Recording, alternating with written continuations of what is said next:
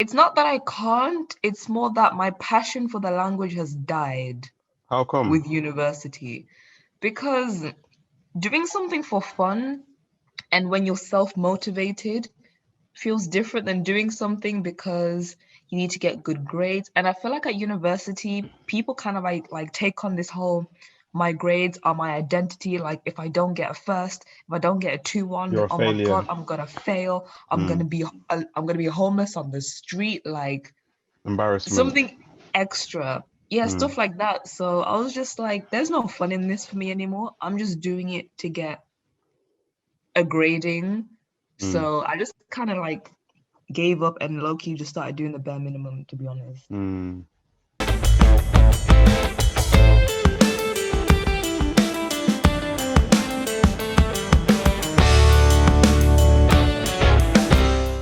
I just want to introduce myself and follow suit. Um, I'm Tino, and I studied French. Well, I studied modern languages with management at Uni of Leicester, not De Montfort. There's a difference. Uni of. What was your motivation for choosing your course? Do you know? Honestly, the main motivation was that my dad wasn't the one that chose it because I was going around to Leeds University. Where else did I go? To Sheffield, and I was looking at international relations or law, something very, professional, I guess. But then I came to the Leicester Modern Languages like open day, with one of my friends instead. So I was pretty much free to just look at what I wanted to look at. And I think you get the basis of law after going to a couple unis open day. So I was like, okay, fine, let me just go see what the languages department is about. And they just looked like they were having so much fun. And honestly, like this was back at the time where like I was completely in love and like wanting to learn new languages. So I was like, you know what? I'm just gonna do this instead. It feels better. I don't really want to do law. I feel like I'll rip my hair out or something. Way too much stress for that. So that's pretty much why I chose it. Just because, well, I chose the modern languages bit because I wanted to. I wanted to.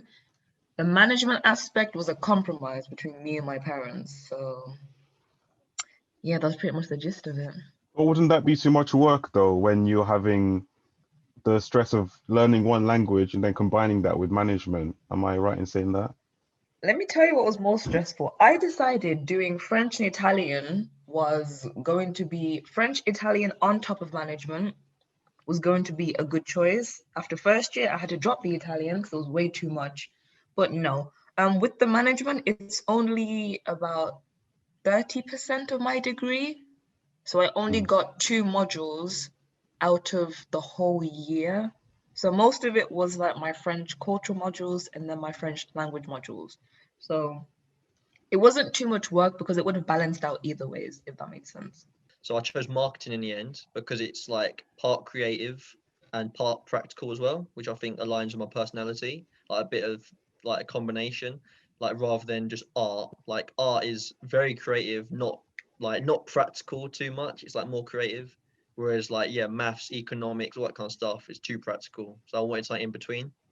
And Coventry had a stocks and shares room, which that kind of interested me, but I wanted to use it, and they wouldn't give us access to it, so that was a bit pointless. So in a way, you're kind of missold because they were promoting that in the like business section of the uni prospectus, Mm. and yeah, I didn't get to use it, so that's a Mm. bit disappointing. But that's the reason partly the reason why I picked Coventry because they seem to have like a very good um, business department, and they were quite high up in marketing at the time. I think they've probably dropped now, but yeah, that's why I picked. That's why I picked marketing at Coventry. Nice. So I studied computer science, and my reason for studying computer science was They actually a make last minute money. decision. Not quite. It was a last minute decision. So I initially wanted to study electrical and electronic engineering at Manchester Metropolitan University. That was my initial plan. So obviously with UCAS, you have to write a personal statement, choose your insurance and firm choices and conditional, that kind of stuff. So I wrote my personal statement, So I switched to computer science because I felt that in the next few years, this was back in like 2018, 2019, I felt in my heart that the world is going to be moving digitally, and it is now.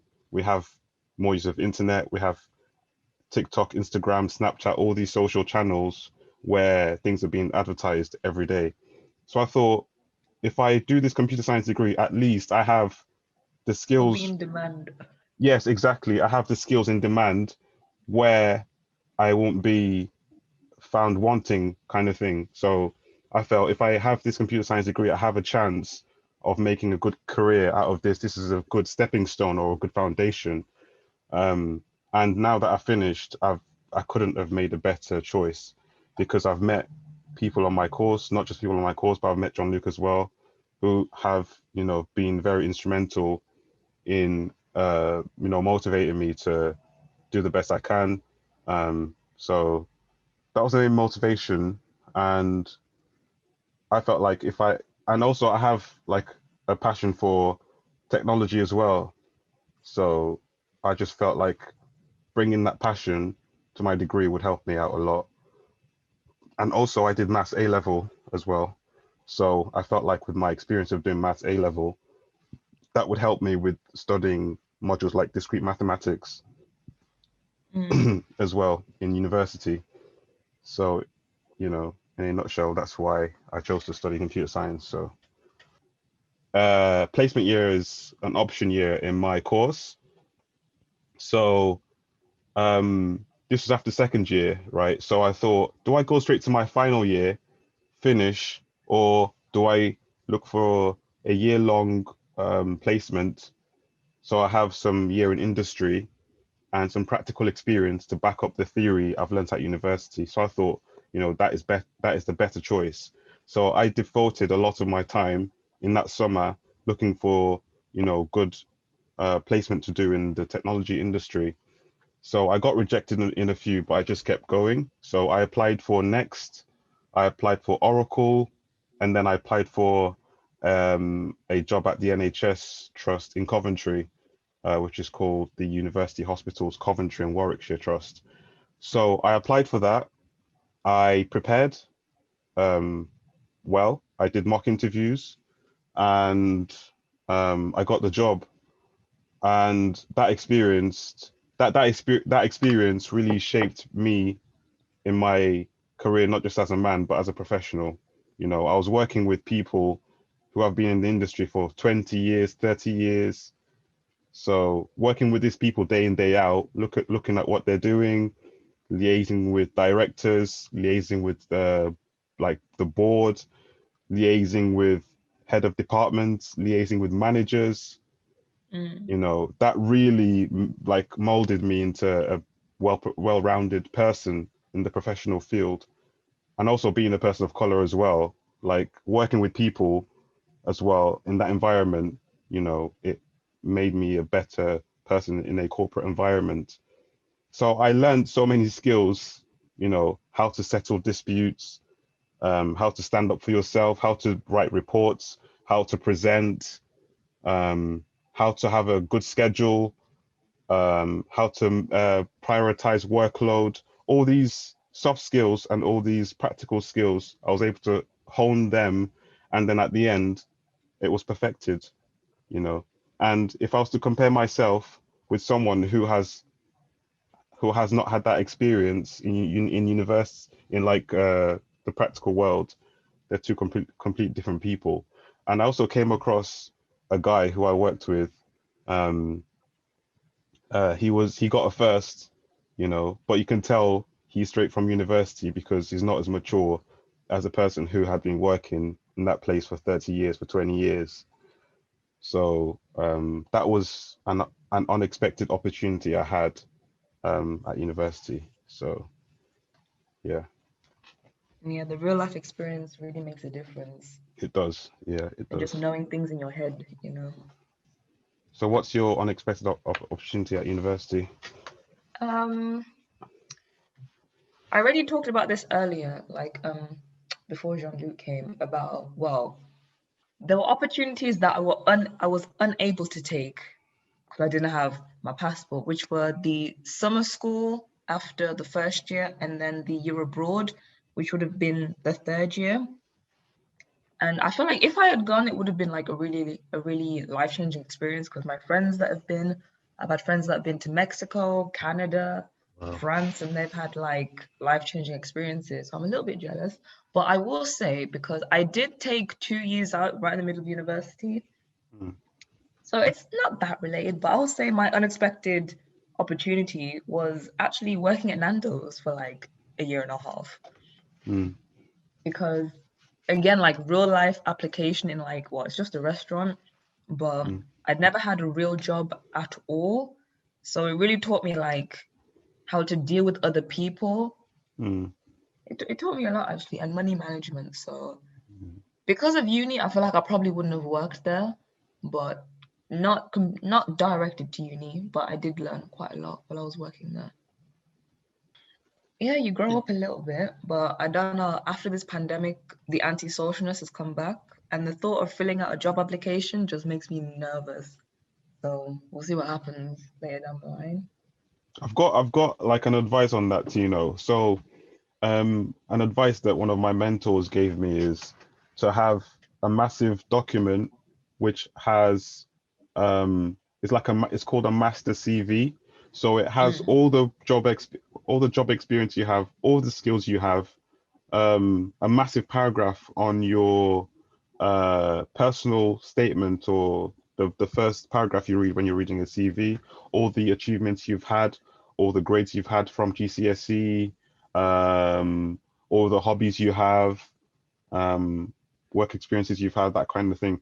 So why I'm saying that is, when you're filling out job applications, you can just copy out the bits that that match that particular job description, because every job has a different way of the application. So some require you to send a CV and cover letter, some require you to fill in a form and then submit it. So this way it saves you a lot of time. So I'll give you a quick example. So there was a time recently where I found a job on the day, 2 hours before the deadline.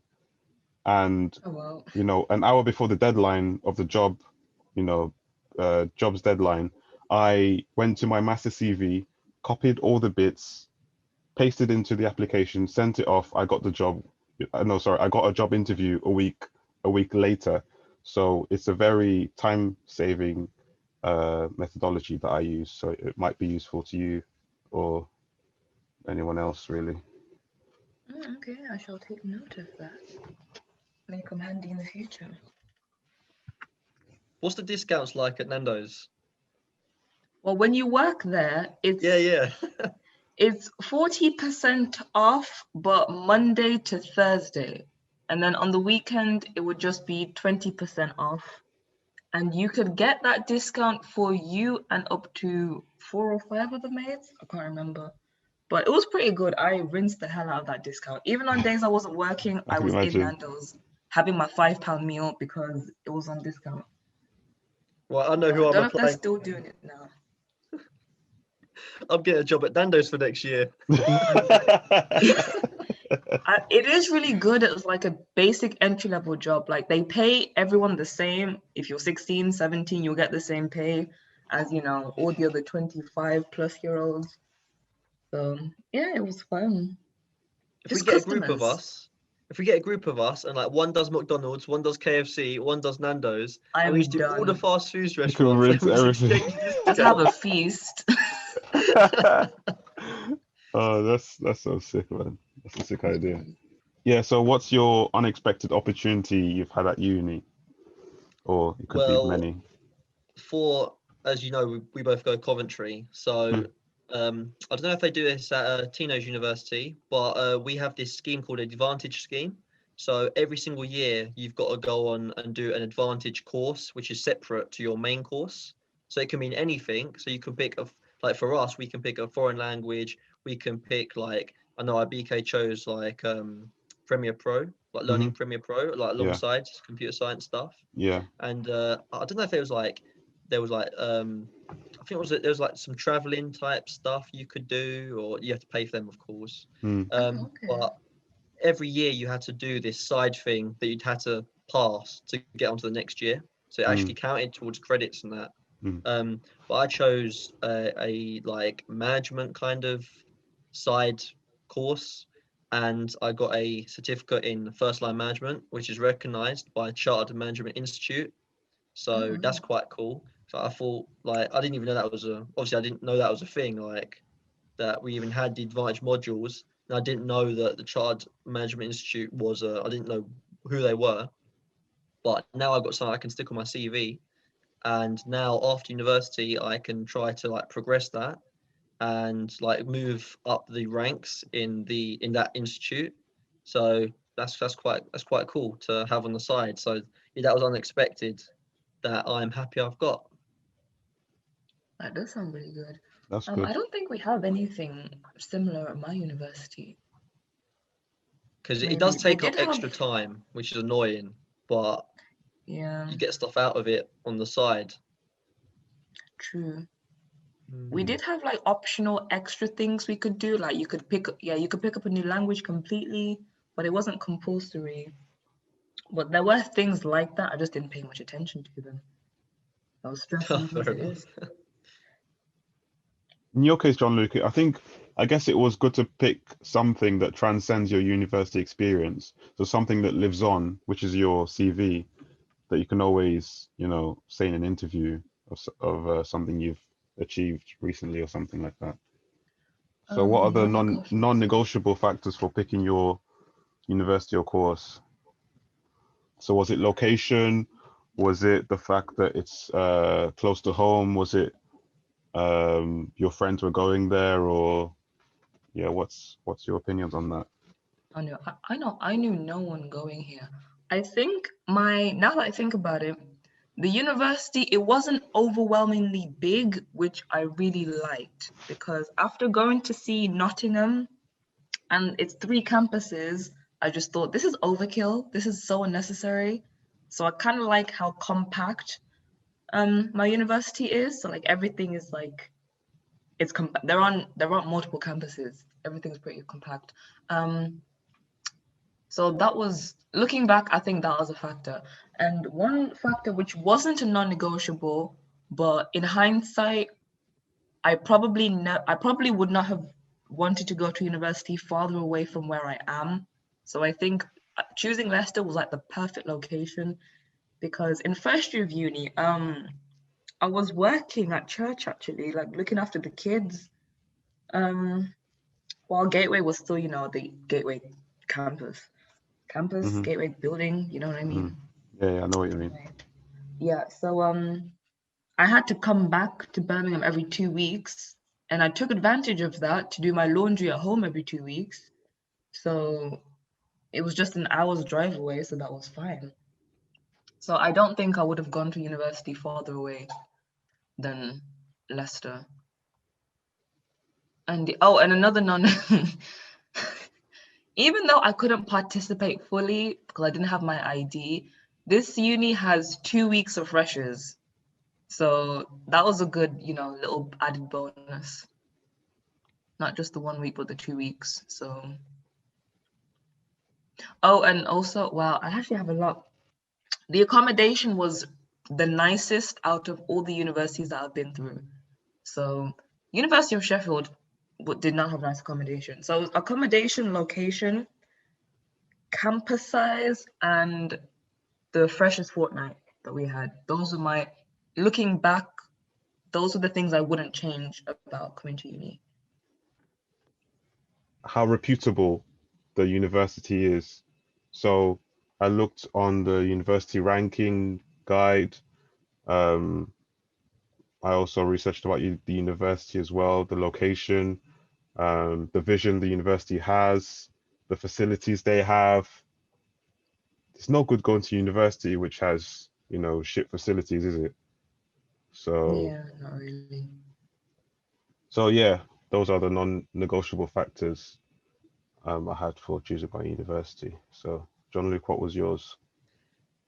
I remember doing a massive spreadsheet for all these universities, and it had in it like entry requirements, nightlife, how good the course was, and it had like the Guardian league table, university guides league table, and some Oh, other wow. like league tables. And I ranked them, and I was like color coding like every single one, like trying to think, oh, what's the best option?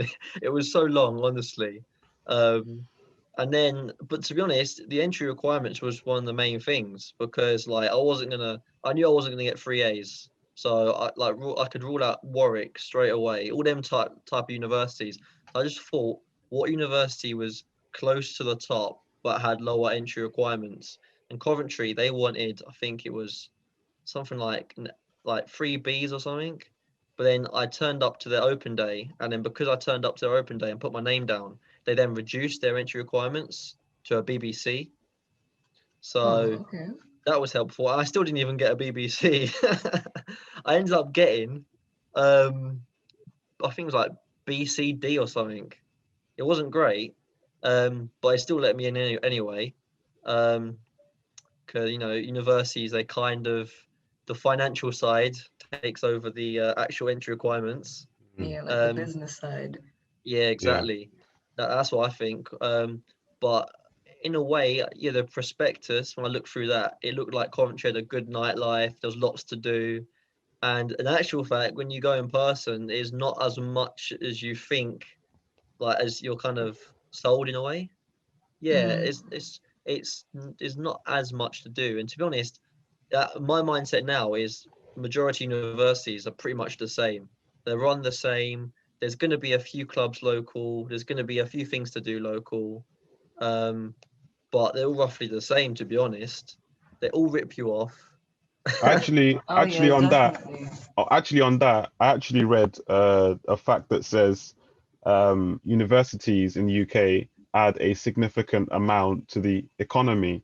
So, with spending international students worth 7.3 billion pounds a year to the economy. Oh, So every God. year, university students add a massive contribution to the economy in the UK.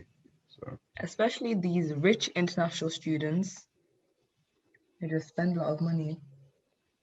But yeah, I will add that was another reason why I chose Leicester, because I knew I was 70% not gonna get into Birmingham University of Birmingham. So Leicester was my backup, even though I probably knew I'd probably get in because the grades were, more achievable.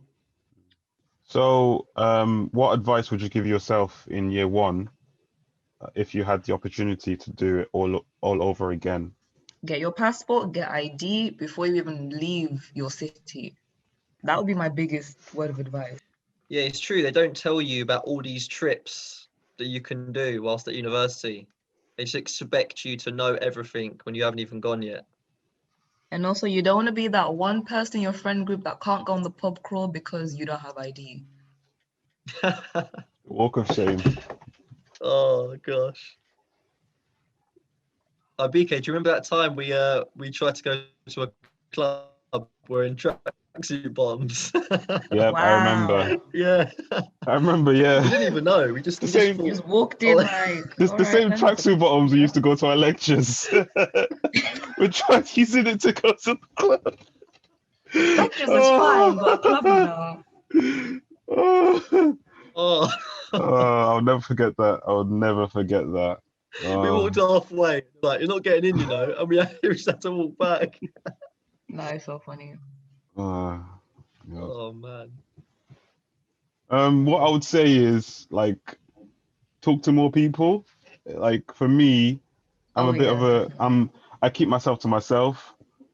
So like the more people you reach out to, the more chance of having a very strong, tight-knit friendship group you have. Because people work in different ways. There could be someone who makes your university life better than it can be. Um, so for example, I want to talk about writing. So how you write in obviously how you write in your GCSEs in English literature or English language is different to how you write in A levels, and how you write in A levels is different to how you write at university. Completely So different. you would use references. You have an academic style of writing. You have to read multiple research papers to back up a point. You have to compare authors, that kind of thing. These things don't get taught at A levels or GCSEs. So the earlier one knows this in year one, the easier it will be for you moving forward. Because sometimes you might have a style of writing which gets 60% consistently. So then you have to go back to the drawing board and learn how to get the 70%, 80%, 90%, and so on.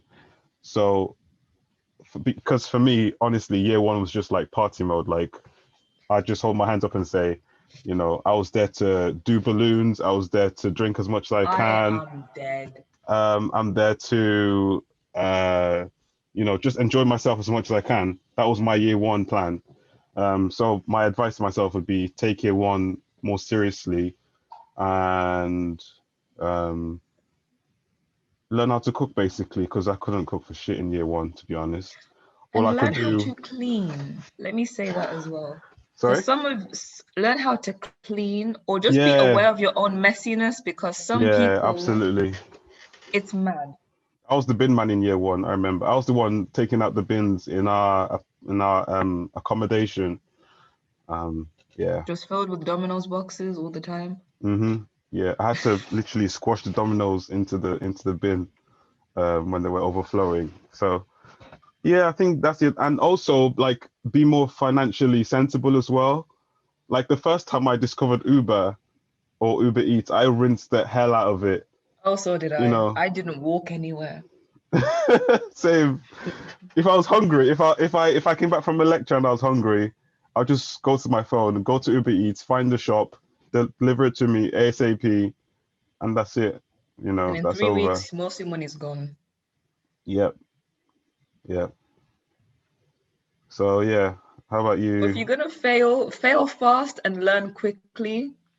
So you're not Yeah, in third year suffering because you can't budget yourself, Yeah, I agree with that 100%. That's a man. You should put that as a famous quote. Fail I agree. fast. Oh, That's a good quote. I agree. Fail Because fast, everyone's gonna fail. So yeah, fail quickly, get out of the way, and then learn from it. learn from it. Yeah, yeah, don't just because keep doing bad habits. because when you get that text from student finance saying we are going to reimburse your account with £2,000 or £1,000 or whatever amount it may You're be. gassed. You're gassed, you're excited. You may jump in joy like me. I did in ASDA when I received the text, and then all the money just goes away. It like when you look at your statement, it's like -£1, -£3, -£10, and then in March you're like, oh shit, What I've got happened? £200 left. Where did that all go? And then you're thinking, oh my days, I spent so much money on like all of that. So, for example, when you live away, as we all know, you spend money on your laundry, you spend money on food, maybe clothes, and then Drinks, your drinks, alcohol, alcohol, what else? Your rent as well, that kind of shoes, shopping shoes. trips. Yeah. So, you know, manage my advice to myself in year one would be to manage my money better. And, money is not like a water where you can just turn the tap on and off. Oh yeah, no, it's not It's magic. it's actually harder it's easy to spend money, but it's much harder to get it back. So we've all worked, part-time jobs in retail and whatever. It's easy to spend £10, but the amount of shifts required to Oh, get the it's a £10 back, grind. it's a grind. It's hard.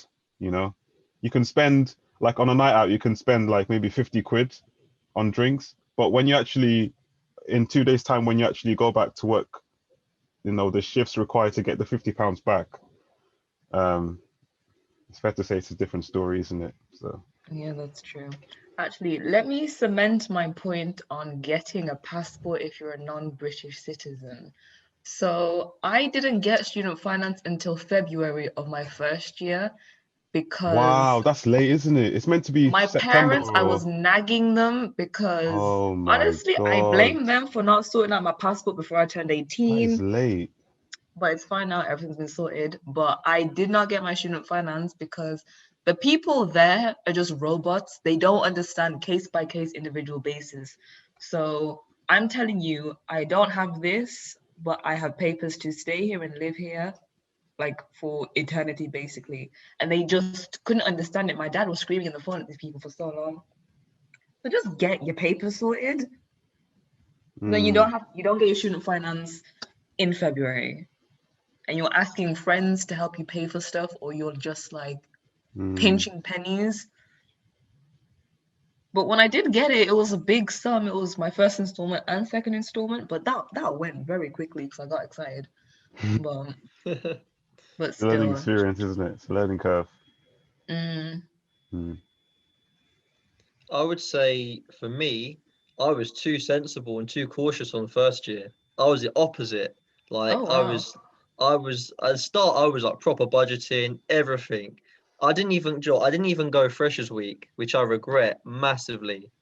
But I've done a couple of things on Freshers Week, but I was mainly going to the sport events, like the club societies, and like I went on like I think like one or two nights out maybe, but I didn't do the full event, which I massively regret because that whole week is where you build all the relationships from your house or wherever your accommodation or wherever you're living.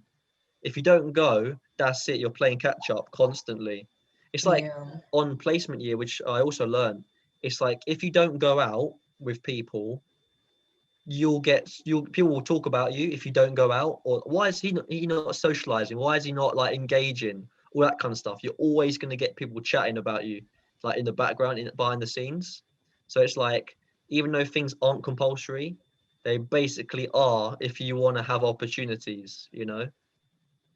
So I would say, yeah, be for me, people like me, be less sensible and actually take opportunities a bit more on first year. So I remember on second year, I thought to myself, all right, let's go Freshers Week this time. But a lot of people burnt out from first year. They were like, oh, I don't want to go anymore. Oh, they I need went to too hard. focus. Yeah, because then people they literally partied so hard that they were playing catch up with their degrees. Whereas Oh me, wow. I focused on my degree, but then I'd like lost all the nightlife from first year. I only have like a few good memories. Like I remember when me and RBK went to Birmingham, like Prism on a night out. And it Oh, was so that place. spontaneous and it was such a great night. Like that was one of the best nights. But we didn't do it enough. We only done it like one or two times. So, and now obviously now we can't go clubbing at all because of pandemic. Yeah. So in a way, I've done very well in my degree, but I would have liked to had more partying experiences, which I missed out on. Nice. So, I'd like to talk about mental health in university, like you alluded to earlier, Tino. And this doesn't get spoken about enough, because as much as university can be a social thing, it can be a very lonely, isolated, sad place for some people. You see people where they come from communities where, they're not really supported, that kind of thing. And for me personally, at times, um, my mental health was good. Sometimes it was bad, um, especially when you don't get the grades you want. You work so hard, you spend so much time writing an essay, and then you get like 60%. Um, for me personally, I was in a relationship in first year, and when I broke up, it coincided with my exams, so that was a really hard time for me. So yeah, that was like one of the hardest points in my university life. Um, and having the friends I did around me really helped me get through that experience. Um, so yeah, what about Yeah, you, John that Luke? does sound. Uh, well, with mental health, I would say there's if you do bad on a module, like you don't do as well as you wanted to, there's no sympathy for you whatsoever. There's no sympathy or that they're like the university are more like they don't explain how you can get yourself out of a dodgy situation. So yeah, I mean, I didn't personally experience it, but I know people who didn't do as well as they wanted to, who wanted support and was never given that support. And I think, and I remember I experienced that at A levels, so I know how people at university feel, where you're not given support, and the whole grading system's not explained. So if you do bad in one module, you should have a support teacher there who's going to say, all right, let's create a roadmap of how we're going to get you out of this situation and get you to the grade that you want to achieve. And they help you get there. Like, they check up on you, say, how you doing? Oh, you're not doing as well as you should be. You need to, like, up the pace, up the workload, and this is how you can do it, kind of thing. Obviously, it's your responsibility at the end of the day, but there seems to be no support at all, kind of, in a way. And you've got all these, like, gimmicks of, like, oh, call this number, or go to this place if you want to talk to anyone. But it's not. I still don't think it's taken seriously.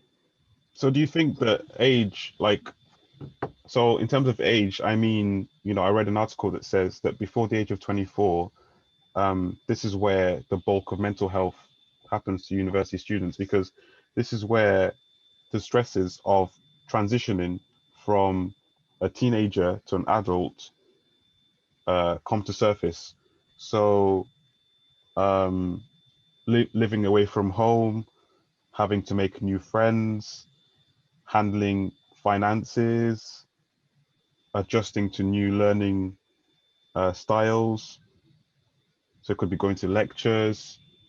For us in this pandemic, it's been attending online sessions, and also creating a new identity as a student as well.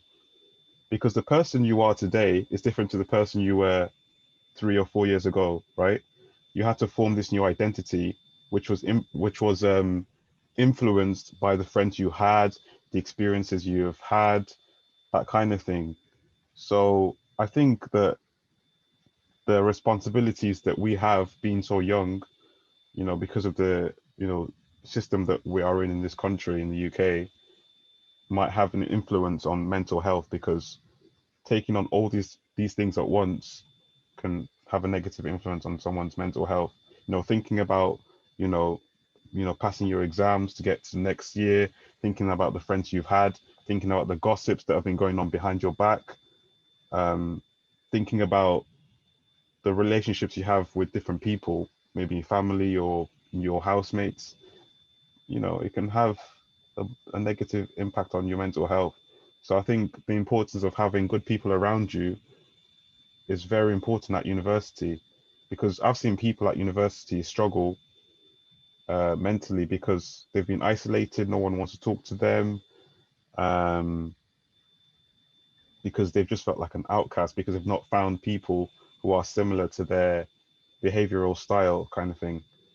I remember on first year, like, I don't know if Abike told you this, Tino, but me and Abike lived in a house, and it must have been over 30 people in there. What? Yeah, Yeah. it was like two houses combined together, and every room was someone's apartment.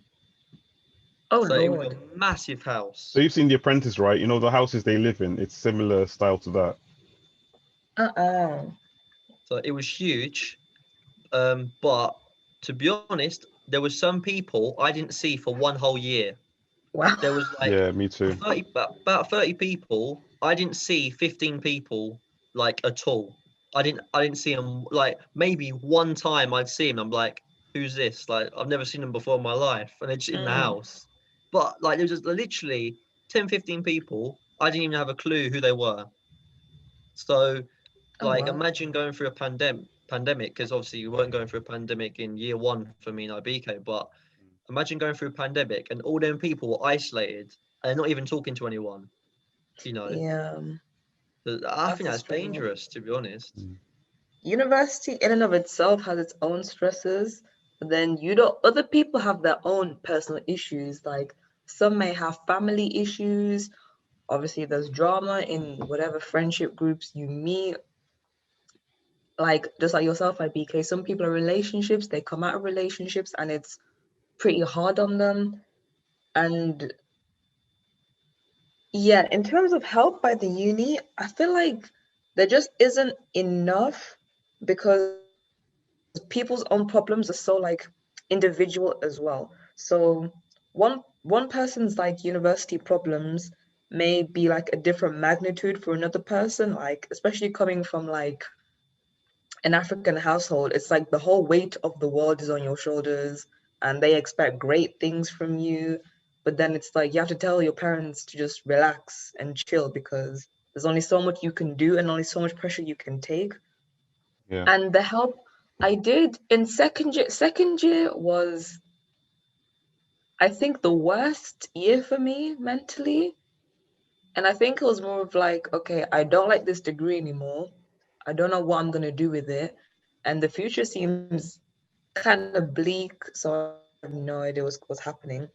And I did reach out for help a couple times, but both the women, two different women I had encounters with, like counselors, they were just so dead inside. And I'm like, Mm. this is not helpful at all. As in, they just had this very monotone, Like they were being paid to do it, kind of thing. They were yeah, just doing the like, hours. yeah, exactly. And Mm. like, I do kind of get it. You can't expect a stranger to be invested in you exactly, but at the same time, it's like it was more depressing being around them than it was dealing with your own problems, if that made sense. Mm. So, but then the other thing is that even going to like the NHS for help, there are these long waiting lists that last like months or sometimes years. So honestly, I would say like if you can even just have one person that you can confide in, Mm. that could be the difference. That could be the biggest difference ever. So I'm lucky I had like quite a few friends that I could talk to. Mm.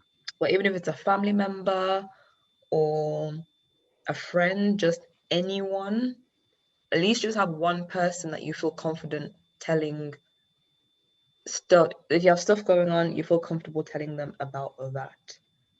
Mm. Oh, in I a think you pandemic. highlighted a good issue there. It's because it's like it's not just mental health about university, it's mental health in general in his country is just poor. Oh yeah, in general, it is terrible. And it Yeah, could because be I like, know someone who like was going to see counselors and things like that. And I actually went with them to a few appointments just to make sure they was okay kind of thing. And these people, they just give you these like rubbish forms to just all these exercises to do and just fill in this piece of paper, come back next week, fill in this piece of paper, come back next week. And then at the end of it they say, "Oh, you're feeling better now." And there's been no like they just listen but don't give any advice or mm, there's no plan or how to help you. There's not really anything there. It's a very poor service and you have to wait months to even get to that stage, as you said. yeah, So yeah, yeah. it's pretty bad. Yeah. And that segues nicely into dealing with the pandemic as a student. So not every student who has gone to university has studied during a pandemic. Mm, Um, there's I don't know the advantages of studying during a pandemic, but there are certainly disadvantages. And your mental health during a pandemic has to be made of just the strongest stuff because if your mental health is not there when during a pandemic, it's going to be extremely tough, isn't it? I mean, for me yeah, personally, at from September when the term started for final year, it was incredibly challenging to motivate myself to get out of bed to attend a Zoom lecture or a lecture on Teams and actively engage with what was being taught. And especially when my course is theory based, it's on the computer and it involves mm, research, pulling myself up to actually do it was extremely laborious and just time consuming for me. So the best thing I thought about doing was, creating a study session which me and John Luke attended, which was extremely helpful to me because we were able to be accountable to each other, and this kept us going, you know, from the start till the finish.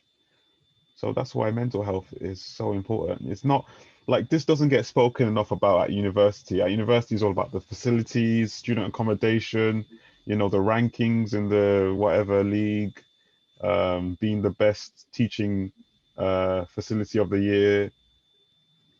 For me, honestly, I did miss just the daily, you get up, you get dressed, put on outside clothes, go meet Routine. outside people, even just walking to campus. I've been to university campus twice in this whole year.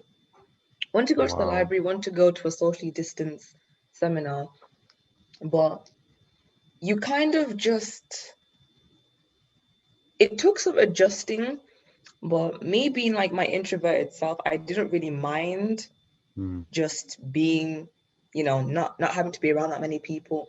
And exactly as you said, like you can't really interact with the teachers, which I mm, use as an excuse not to interact that much because you can't see me and you can't hear me, etc.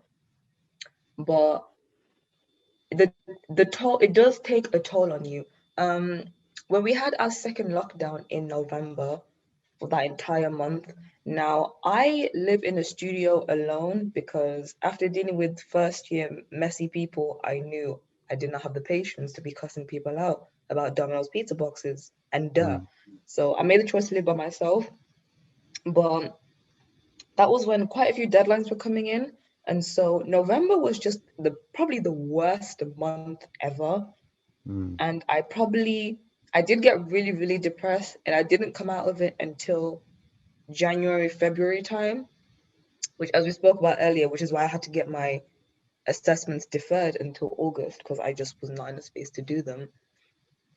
But then at that point, like you just kind of have to find a way. You just kind of have to like take your own matters into your own hands, if that makes sense. Yeah. Because no one was going to, you're not around other people, you're pretty much by yourself. And some people live with people that they don't get along with Mm, and they can't go home, see their mates or see their friends. So it's kind of like, I did learn to become okay being by myself and managing my emotions, but mm. it was a struggle, definitely. John Luke. Uh, I think for me personally, I think it matured me, Mm, but I'm lucky because I'm with my family, so I'm not just by myself. So if I was by myself, it might have been a different story.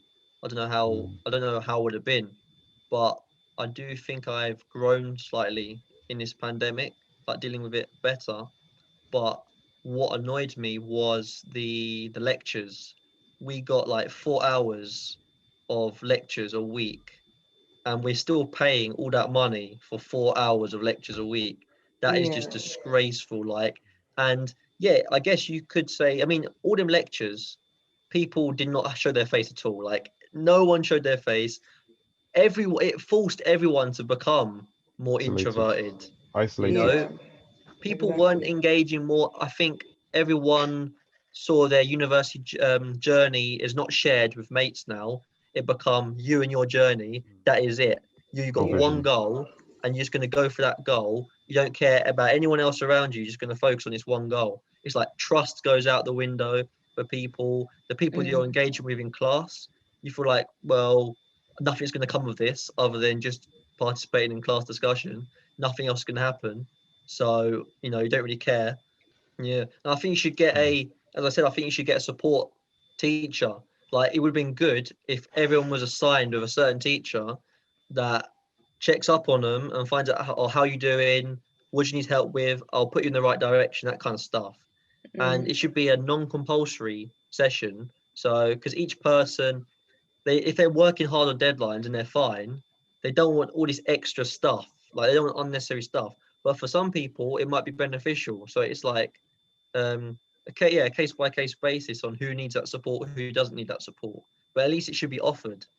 But yeah, all we did was get ripped off, get 4 hours of lectures. You're not engaging with people, and even though you're in classes, it's still a very lonely journey, I'd say, like through this pandemic. mm. yeah, Yeah, it's Yeah. be definitely. very And lonely. just the aspect of running into someone that you know on campus, and before you know it, you're in Turtle Bay or you've gone out for lunch, and it de-stresses you from, the stressful lecture you might have had, or it just makes you feel better interacting with other people. And so yeah, you just become a hermit to the point where even if things are opening up back now, like I don't really want to socialize all that much, to be honest.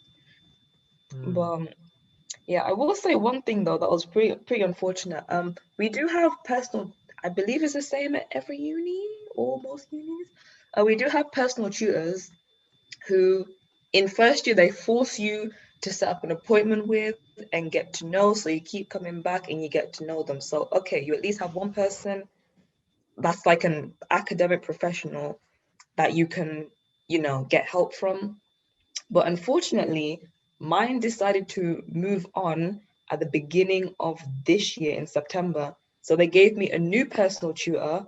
But the thing was, it's my final year. This is the personal tutor that was dealing with my passport issues, and I was telling them I can't go abroad. So it's like, you're giving me someone new and I can't even ask them for help because I don't know you.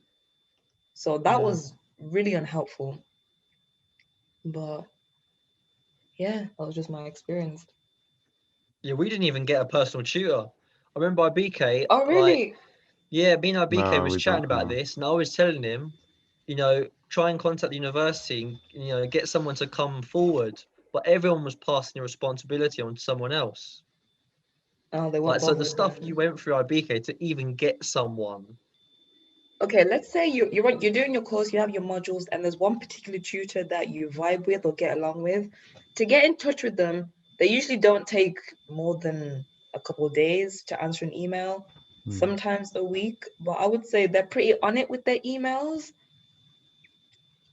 But that's only if you vibe with the teacher. Like me, I avoid teachers. So even you'll see students have pretty close relationships with tutors or bring up conversation, or they'll see them in the middle of campus and say hi. I would just pretend they don't exist and just walk away. But yeah, in terms of like mental health information, no, you have to go on a wild goose chase to find anything. And not just the university, because university mental health services are not professional. Even just referring you to a professional like therapist or other mental health services, it's like the wildest goose chase ever. You're following link after link. If you do not hunt for that information, you will not find it. You will not get it. Yeah, you're not gonna find it.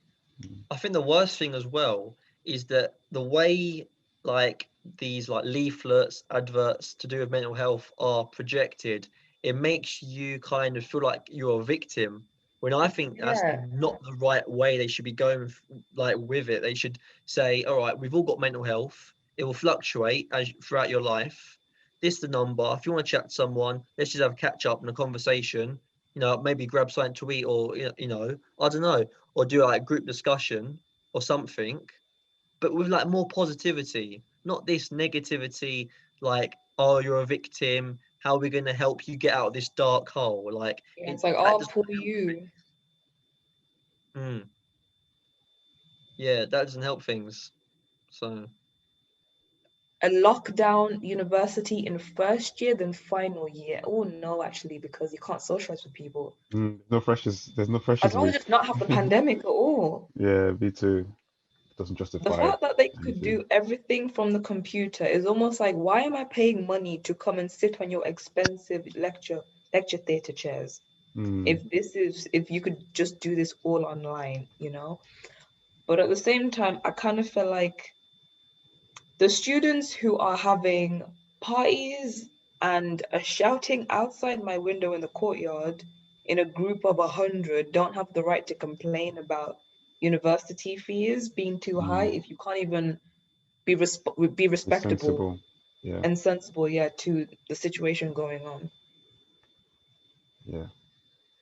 So do you think But that students have been let down by the government in recent times?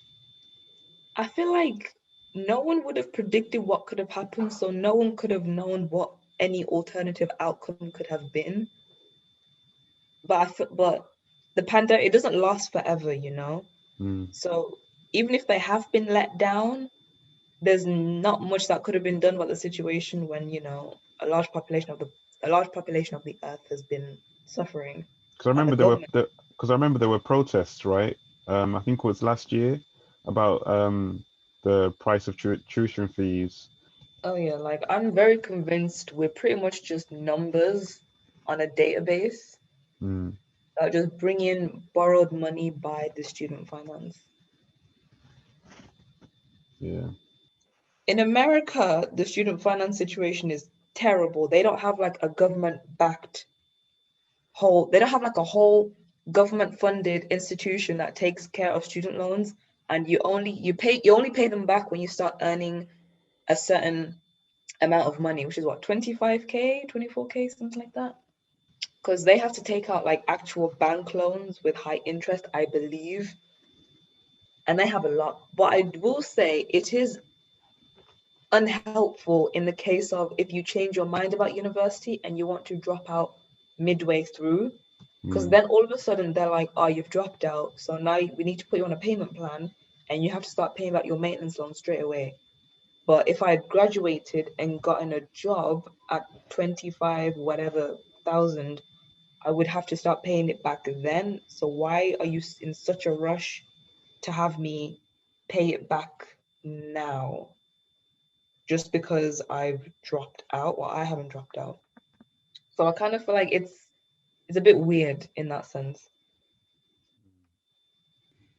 And the truth is, like, if you're living in London and you're earning 25,000, that's not enough because you have to pay your Oh no. bills, you have to pay for your insurance. If you're driving, you have to pay for that as well. And then student finance is taking a percentage of that as well. Yeah. So I don't think students really understand the facts and figures before going to university.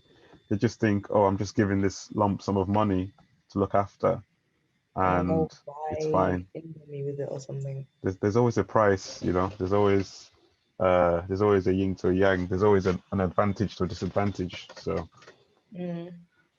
Yeah, no, that's true. So I would, yeah, if you're not the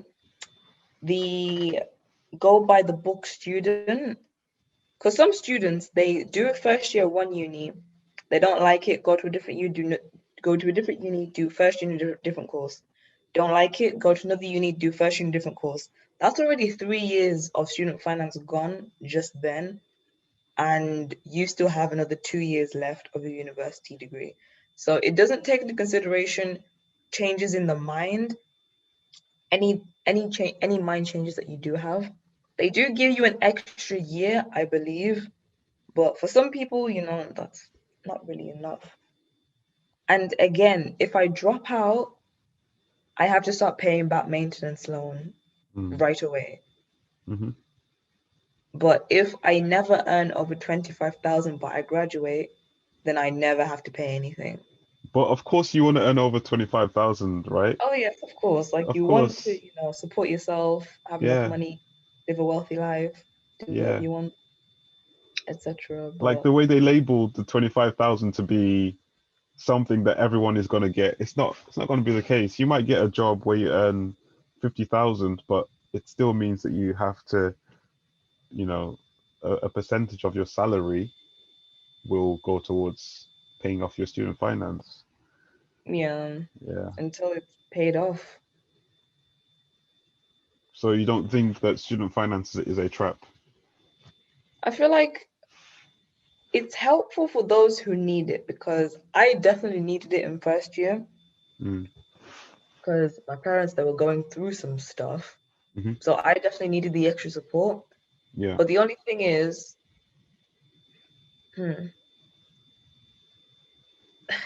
they give you the bare minimum if they assume your parents have money, but not Hmm. everyone's parents is in a position to help them, or Yeah. they're dealing with other stuff, or they're just stingy and do not want to give you money. So it's like, then what am I supposed to do? But you can get a hardship fund from the university though. So I feel like it has its pros and cons, but everything is it's not black and white, it's different shades of gray. Mm. So take it from whatever point of view you see, I guess. It's only until like recently, a couple months, that like I've started to budget and like allocate money. I would say just get into the habit of budgeting.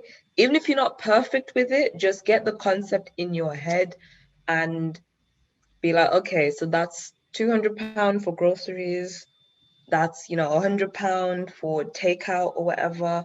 So I would say if you're gonna budget, don't limit yourself. Don't say I'm only gonna give myself £150 for groceries. I'm not gonna eat takeaway, because we know you're going to eat takeaway. You're a student. So at least just allocate some money towards it and just get into the habit of thinking about it. And I've had some friends who always joke about not being scared to look at their bank account. And I'm just like, no, you should be looking at your bank account all the time, because you Mm, don't want to be in McDonald's and your card doesn't work when you're trying to buy a McFlurry. Like, that's embarrassing. yeah, So just know what's going on. Don't hide from your bank account. That's never made any sense to me. And just be aware how much money you're spending. So read your statements, even if it's on your phone. Read how much money you spent. One day, I would recommend you to sit down with an Excel spreadsheet and add up all the expensive on Uber that you've used for the month, and just see where that £300 is going, and just try to cut mm, it down in half or do something. So just be more aware of money and how you're using it. That's what I would say. I agree. And also, we're in the age of subscriptions. So you Oh can Lord. subscribe to Amazon Prime, you can subscribe to Netflix, you can subscribe to Spotify, you can subscribe to Disney Plus. Mm. What else can you subscribe to? And I just said, yeah, there are a lot of things that are out there. Yeah, Try. so yeah, so one thing I learned very early on, right, is keeping track of subscriptions, and also you can subscribe to gym as well. Gym memberships are a thing now. Well, they've Yeah. been a thing for a long time.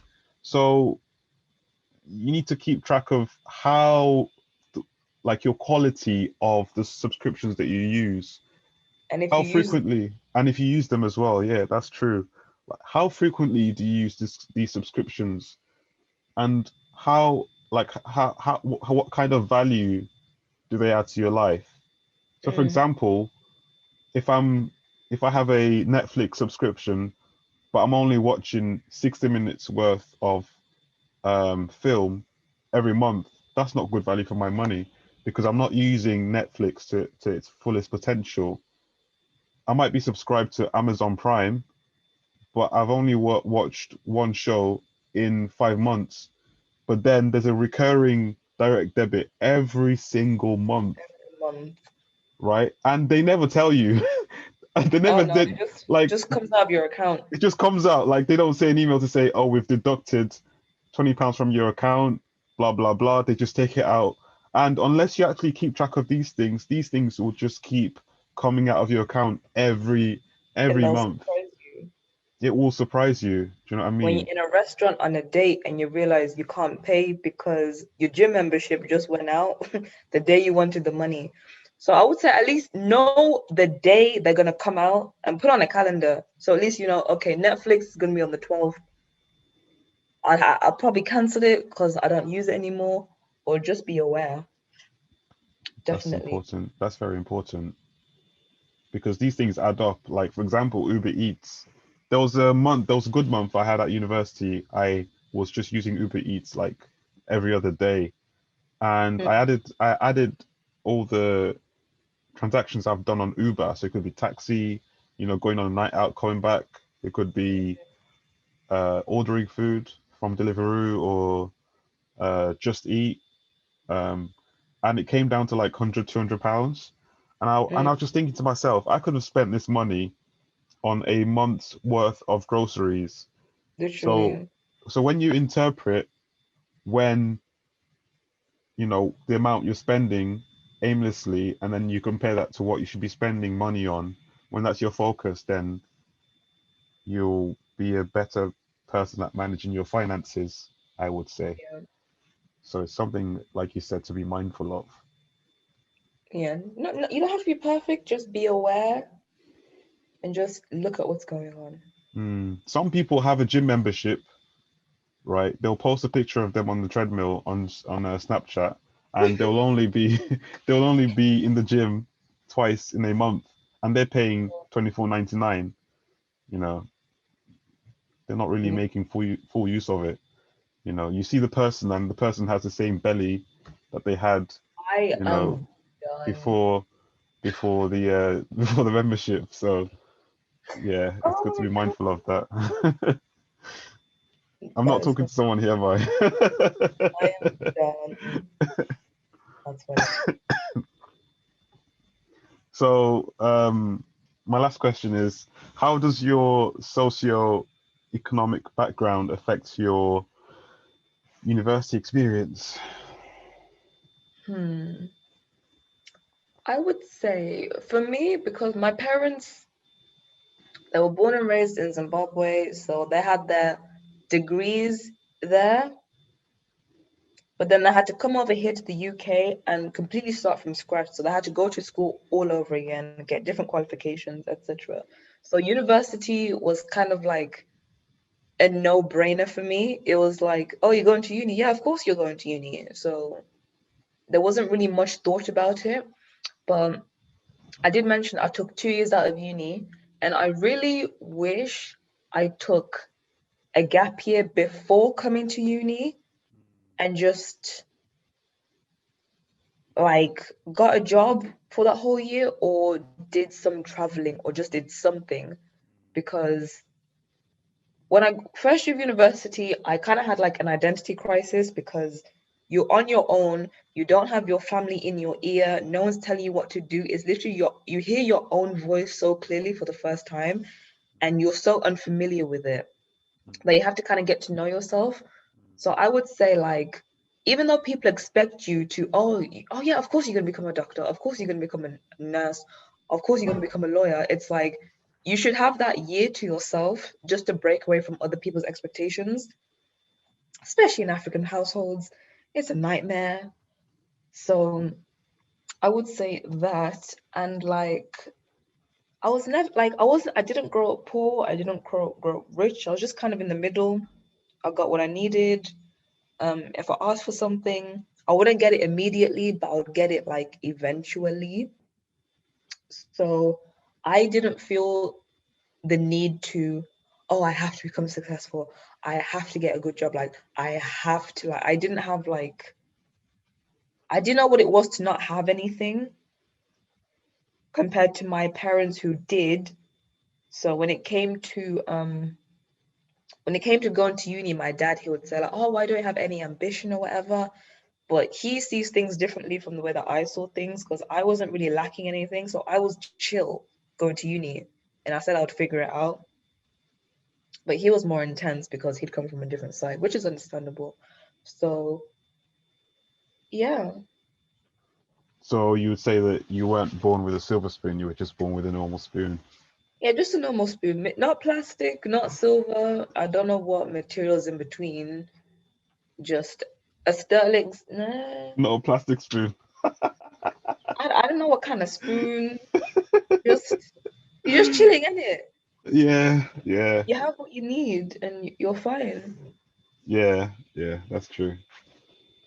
For me, same really.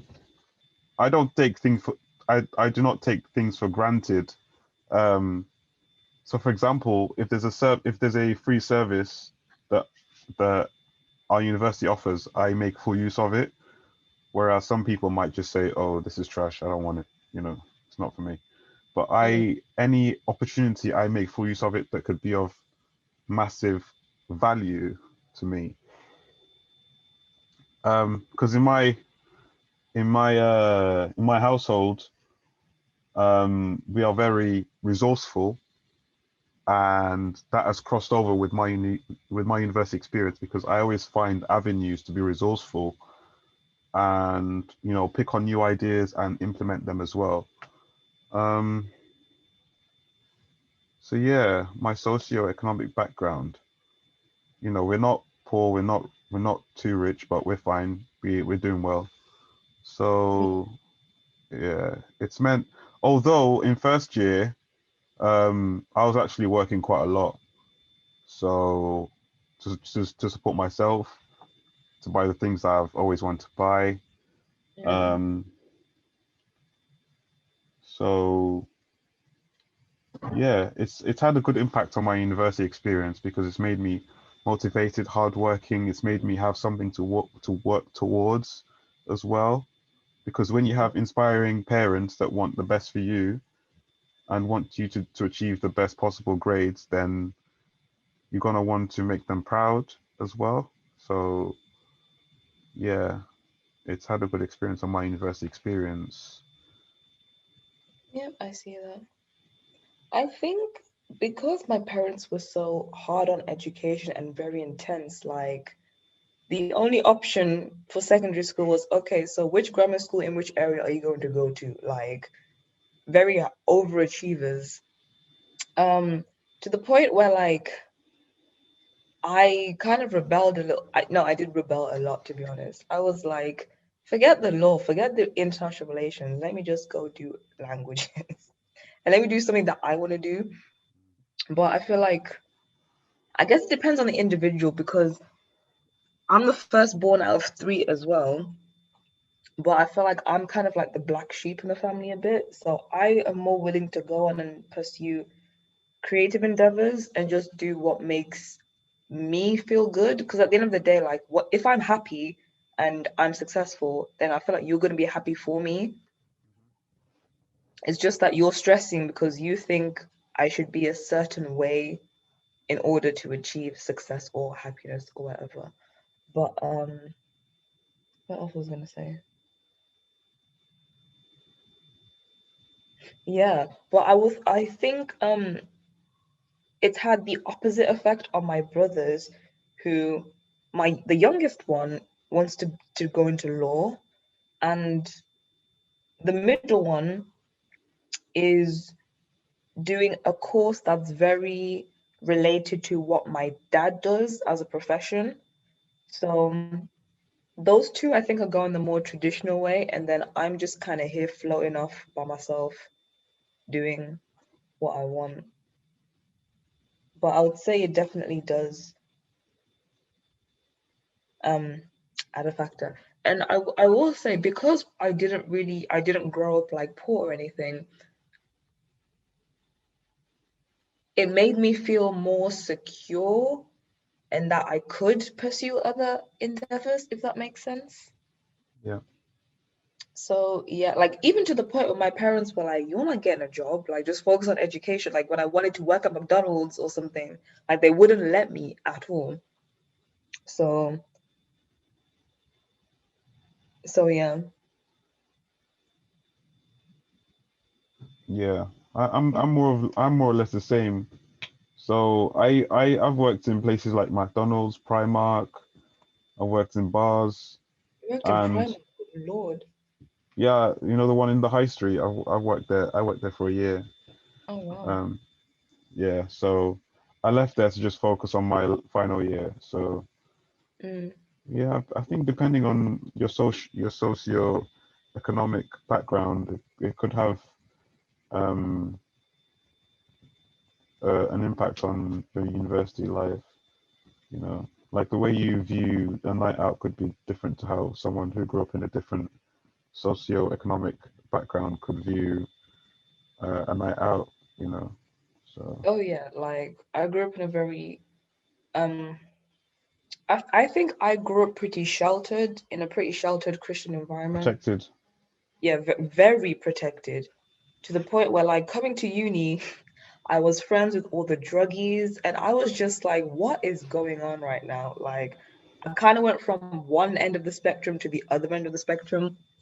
I mean, I didn't really participate in anything, but I got like the opposite view of some of the people and like how they lived, which was very interesting to the point where like I don't really judge anyone, and I think nothing surprises me anymore, which I think is a good thing. But yeah, it was very interesting, and a lot of people. I would. I think I was the friend. at university that was always treated like the innocent, naive baby. But you were not. No, because because growing up in a very strict African household, no music in the house unless it had the word Jesus in it. Yeah, Certain yeah, films yeah. I didn't watch. So coming here and trying to interact with people, I was like, oh, I've never heard this song. And everyone's like, no, you've heard this song. And I'm like, no, I've never heard this song. Like, oh, you've never seen this film? No, I've never seen Forrest Gump. Like, what do you want me to do? So it was I felt like such a baby, Yeah. considering I Okay. had very, other worldly experienced friends, which was a bit Yeah. like, oh, okay, fine. So, but yeah. So would you say that from all the experience you've had at university, you finally found your identity as a woman, as a young I woman? don't know. I think I have definitely, the more experiences I've encountered, the more I've realized what I don't want and what I do want. So I would say, yes, it's helped to solidify what I need and what I'm not willing to settle for in my personal life. And it's been quite the journey, to be honest. But in terms of finding identity, definitely. Like, I kind of feel like you kind of have to break down who you thought you were and just be completely alone to then rebuild who you are, find what you like, what you really want to do. Because as I said, like, no one's in your ear telling you what to do. You don't have family about you. You don't have your own friends about from your own city. It's just you, and you have to listen and get to know your own inner voice. Mm. So yeah, I would say yes, definitely. I mean, the journey doesn't end, but we oh, she's grown a lot. She's definitely grown a lot. I would never want to be 18 again. Absolutely not. What about you? Um, yeah, from what you said, sorry, what was the question again? I forgot. You just drifting off? Not really, not really. What was the question again? You you're Oh yeah, asking about identity, wasn't it? So yeah, identity. I would say I found my identity because um at university is like one of the most challenging times as a young person you'll ever experience Yeah, because you have to make decisions. There are some decisions you can think about like in 4 hours. There's some decisions you have to make like in a straight away. second, and that decision you make could shape what goes next. Yeah. So, for example, if you're in a relationship, like how far are you taking this relationship? You know, Mm, um, you have to decide that within a second, right? You're like 19, 20 or whatever. You have to decide that quickly. Other decisions you can say, oh, I'll postpone it. Like, I want to do my assignment tomorrow. Okay, I'll do it tomorrow. mm, So, having the nous to think, process the decisions, think about the consequences, thinking about how these decisions will affect you in the future, mm, in my opinion, is the biggest skill I've learned at university. Because being mm. able to stand on your 2 feet and saying, okay, I'm not going on this night out because I've got to grind out this coursework. Otherwise, I'm going to have to do this again at a Yeah, time where I want to be out with my friends. Because at you times people can be because at times people can be easily influenced by a group decision. So if 5 people are going out, you're the last one. What do? Do I go out with them to make them happy, or do I actually stay true to myself and get the work I need to get done? Which do I choose? So exactly. that's one of the things I have learned, to stay true to myself, to think about my own um objectives, my own priorities, because my priorities is different to the other priorities of a guy who just goes to the club to get laid or whatever. So I Mm, have to think about my objectives, and you know, will the 5 years version of me down the line be happy with the 5 years younger person decision he made? mm. I think about that as well. So Yeah, I get you. and it matures you as a person as well. Do you know what I mean? Yeah, So because you're deciding for yourself. Your mom's not your mom's banging not on your there. door asking if you're doing homework or not. Yeah, exactly. It's you like, oh, now this is for me, or I want to do this. You take responsibility for yourself. Mm.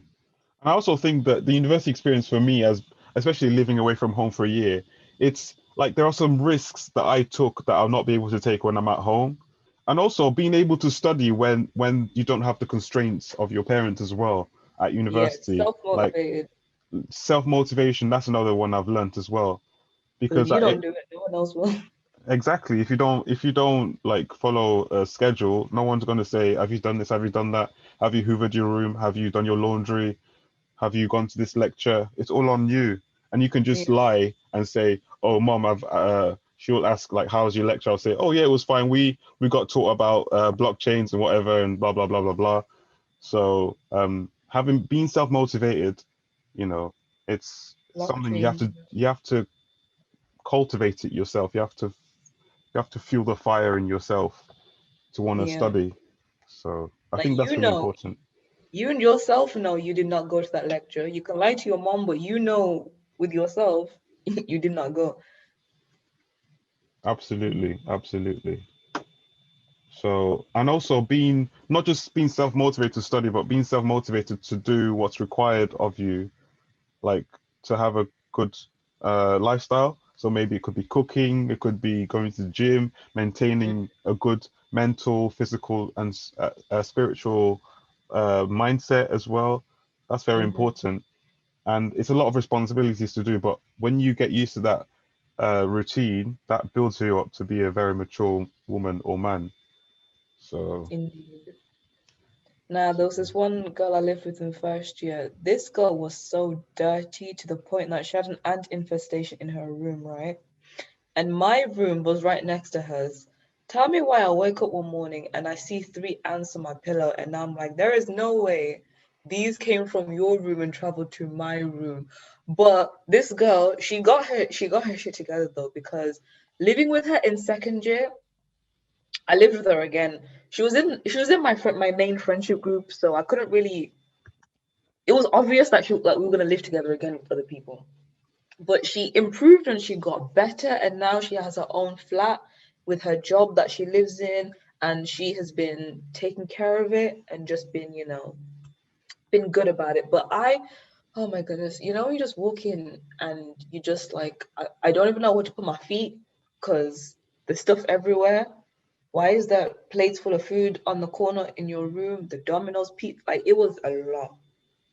But she grew, she learned, because we were all talking about how disgusting it was. So kudos to her. Learning experience. You should So definitely learn from her experiences. definitely, it was an absolute nightmare. But hey, when you're And 18, also, did you pick up any hobbies whilst at uni, or did you have any coping mechanisms at university? So for me, for example, I took my guitar to university, and I played on my guitar when I was like, you know, bored, to relieve some stress, that kind of thing, or to pass the time. Um, so yeah, what about yourself? How did you develop your coping mechanisms? What did you do to pass the time, or any hobbies that you developed? Any societies you joined at university? I did. I joined quite a few. I was very socially on it in first year of university. Hmm. Remember I joined the anime society. I joined the what else did I join? ACS, ACS. Nah, I walked in, walked was out. there. This was like a massive. They found the biggest lecture theatre they could, and I never felt so unblack in my entire life. Like it was a weird feeling. I never went back ever again. It was a lot. Like when people are looking at you. Mm-mm. It was a lot. I joined. What else did I join? I joined the Surf Society actually, but nothing actually came of it because the Sorry, trips were what society? Can you repeat that, please? the Surfing Oh, Society. surfing. But it Okay. was so expensive to like I've never seen a drive down. black surfer, but there's always a first time. Honestly, this whole stigma that black people can't swim Nah, is not swimming, but surfing though. Surfing. Like what's wrong with I've surfing? never seen a black person with dreads like surfing. But yeah, sorry, carry on. They are out there. Oh, they're out here. Okay, I didn't know that. There were a lot. There are black people in places you wouldn't expect them to be. Um, and what else? But yeah, too expensive to drive down to the coast, and it's too cold in the UK. Hmm. I did join the Pole Fitness Society. That was fun, but then I stopped going after a while because I got bored. But yeah, in terms of coping mechanisms, um, I just talked a lot to my friends from home actually, Hmm. and I guess just watch shows. Oh, I ate food. I ate food a lot. I think food became my coping mechanism actually in first year. Hmm. To the point my mom came to visit me, and the first thing she said was like, "Oh, you've gained weight." I'm like, "Thanks, mom. Thank you so much." Thanks for stating the obvious. Literally, like just no holds bar, just go straight for the jugular. But hey ho. Okay, lockdown number one, I was a pretty good lockdown. I thoroughly enjoyed it. Lockdown, but I wasn't at uni yet. Lockdown number two, Also, during the first lockdown, you were at home, right? yeah, first lockdown, I was finishing my second gap year, so I was gonna come back. I was actually meant to go to Belgium, but again, I didn't go. But yeah, in terms of it took until lockdown number three for me to develop proper coping mechanisms because that's when like the stress was the most. So honestly, the biggest one was to put the least pressure on myself and just at least do something. Hmm. Because I did have like pretty bad depression at that point. But I just told myself, okay, find something to do and just do it. So I started baking a lot. Hmm. So Do you still bake, or is that something you don't do no, anymore? not really. I have a microwave oven here in my studio, so it's a bit difficult to bake with. But no, that was just to. I didn't want to cook. I didn't want to order food. Didn't really want to do anything. So it's Didn't want to get something in out of bed. between. Yeah, I was just like, Okay. oh, but baking seems fun. So I was like, okay, just run with that energy and start baking. I baked snickerdoodles. I was baking cookies. I did apple crumble. I did the Hmm. whole shebang. Nice. And it was fun and it definitely helped. And I just gave myself time and not stress. This is when I was really grateful that I got the option to defer until August because I could just take all the stress off myself and just give myself no pressure. Yeah. And another coping mechanism was just trying to watch and listen to anything that was positive Hmm. and just try to stay away from stuff that made me feel worse. Hmm. So yeah, anything that was, positive thinking. I did journal quite a bit actually, just to, like get my thoughts out and stuff. I did journal as well. So yeah, I type on my computer though, because my wrist hurts because I'm trying to write so fast because my brain is going so quickly that I can't catch up, so I Hmm. type. I type my journals. So yeah, journaling, baking, relaxing, and literally telling myself you don't have to do anything and just taking all the stress off. That's really good. So yeah, that's what helped me. And I think just coming to realize that at the end of the day, you can't rely on other people to help you. Like it's really just up to you at the end of the day to focus on how you want to feel. So Absolutely. so yeah, just become your own best friend really. And yeah, Absolutely. that really helped. Because what you said about baking, journaling, those things are very active things and requires a lot of brain activity. So Yeah, it props to you requires for energy doing to that. move. You're not just Yeah. sitting in bed, you know? And also with the journaling, it requires you to do some memory recollection as well. Oh yeah, I So do some that's really thinking. good. But yeah, that helped. Oh yeah, you said with you had your guitar in it.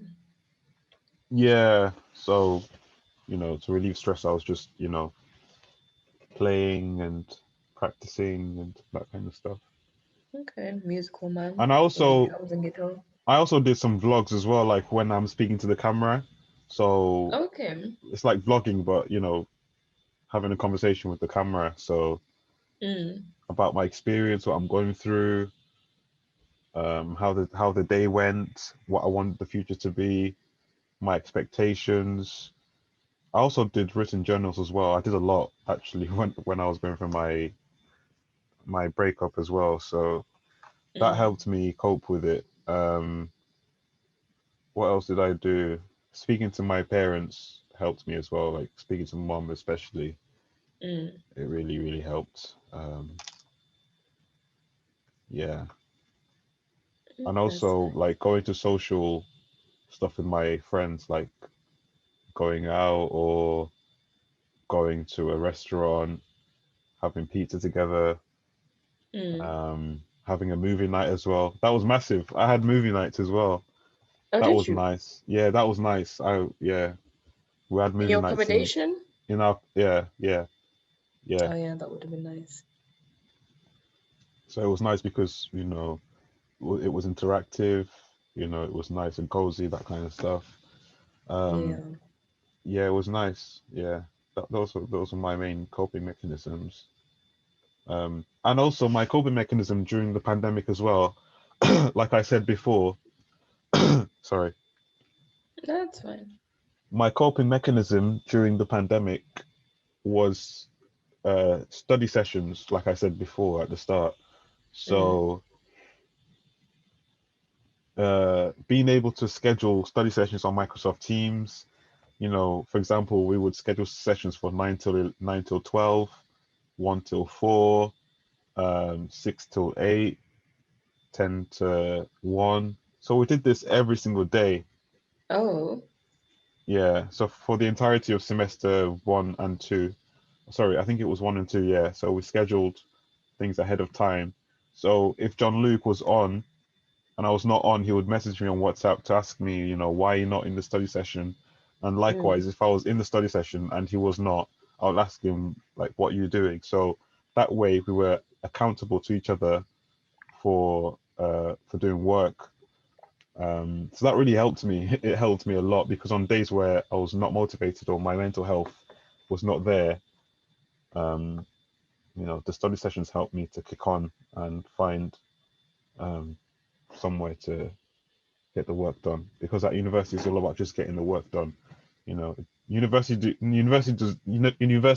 like your tutors or whoever's teaching you or your course does not care how motivated you are. It just cares about, can you meet this deadline? Exactly. I will say another thing, because I do have a habit of, sorry, I do kind of have a perfectionist mentality sometimes, and I'm kind of all or nothing. So if I'm not going to go to every single lecture this week, I missed a seminar, right? The whole week is gone. Like that would be my attitude. So I just tell myself, like, if you don't attend the seminar, then just don't attend the seminar, and just make sure you at least do some work for that week and just watch the lecture and make some notes, and just be aware that whenever when you know what the assessment title is, when they release the essay questions, just start planning, have an idea, start planning ahead. Well, I'm still working on these essays now, but a lot of the work that I did do earlier is still like helping me now. So just so like this is when I am grateful I was in a pandemic, because I just kind of, played, the invisible man for a while, which helped me though, because it was like I don't feel terrible. So I kind of feel okay as long as I make notes, know what's going on, and just make sure I meet the deadlines. So yeah.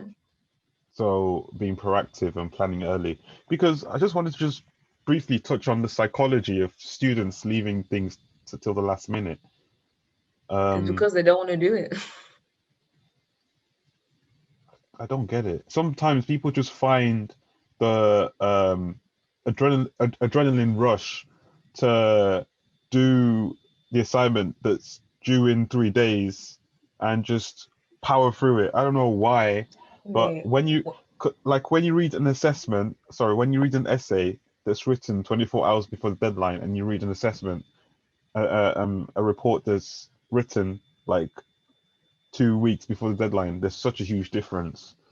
You know, I'm not perfect. I would hold my hands up and say I've not always, planned ahead, but you know, in times where I've planned ahead of time and submitted properly, you know, I've definitely had better feedback than when I did things last minute.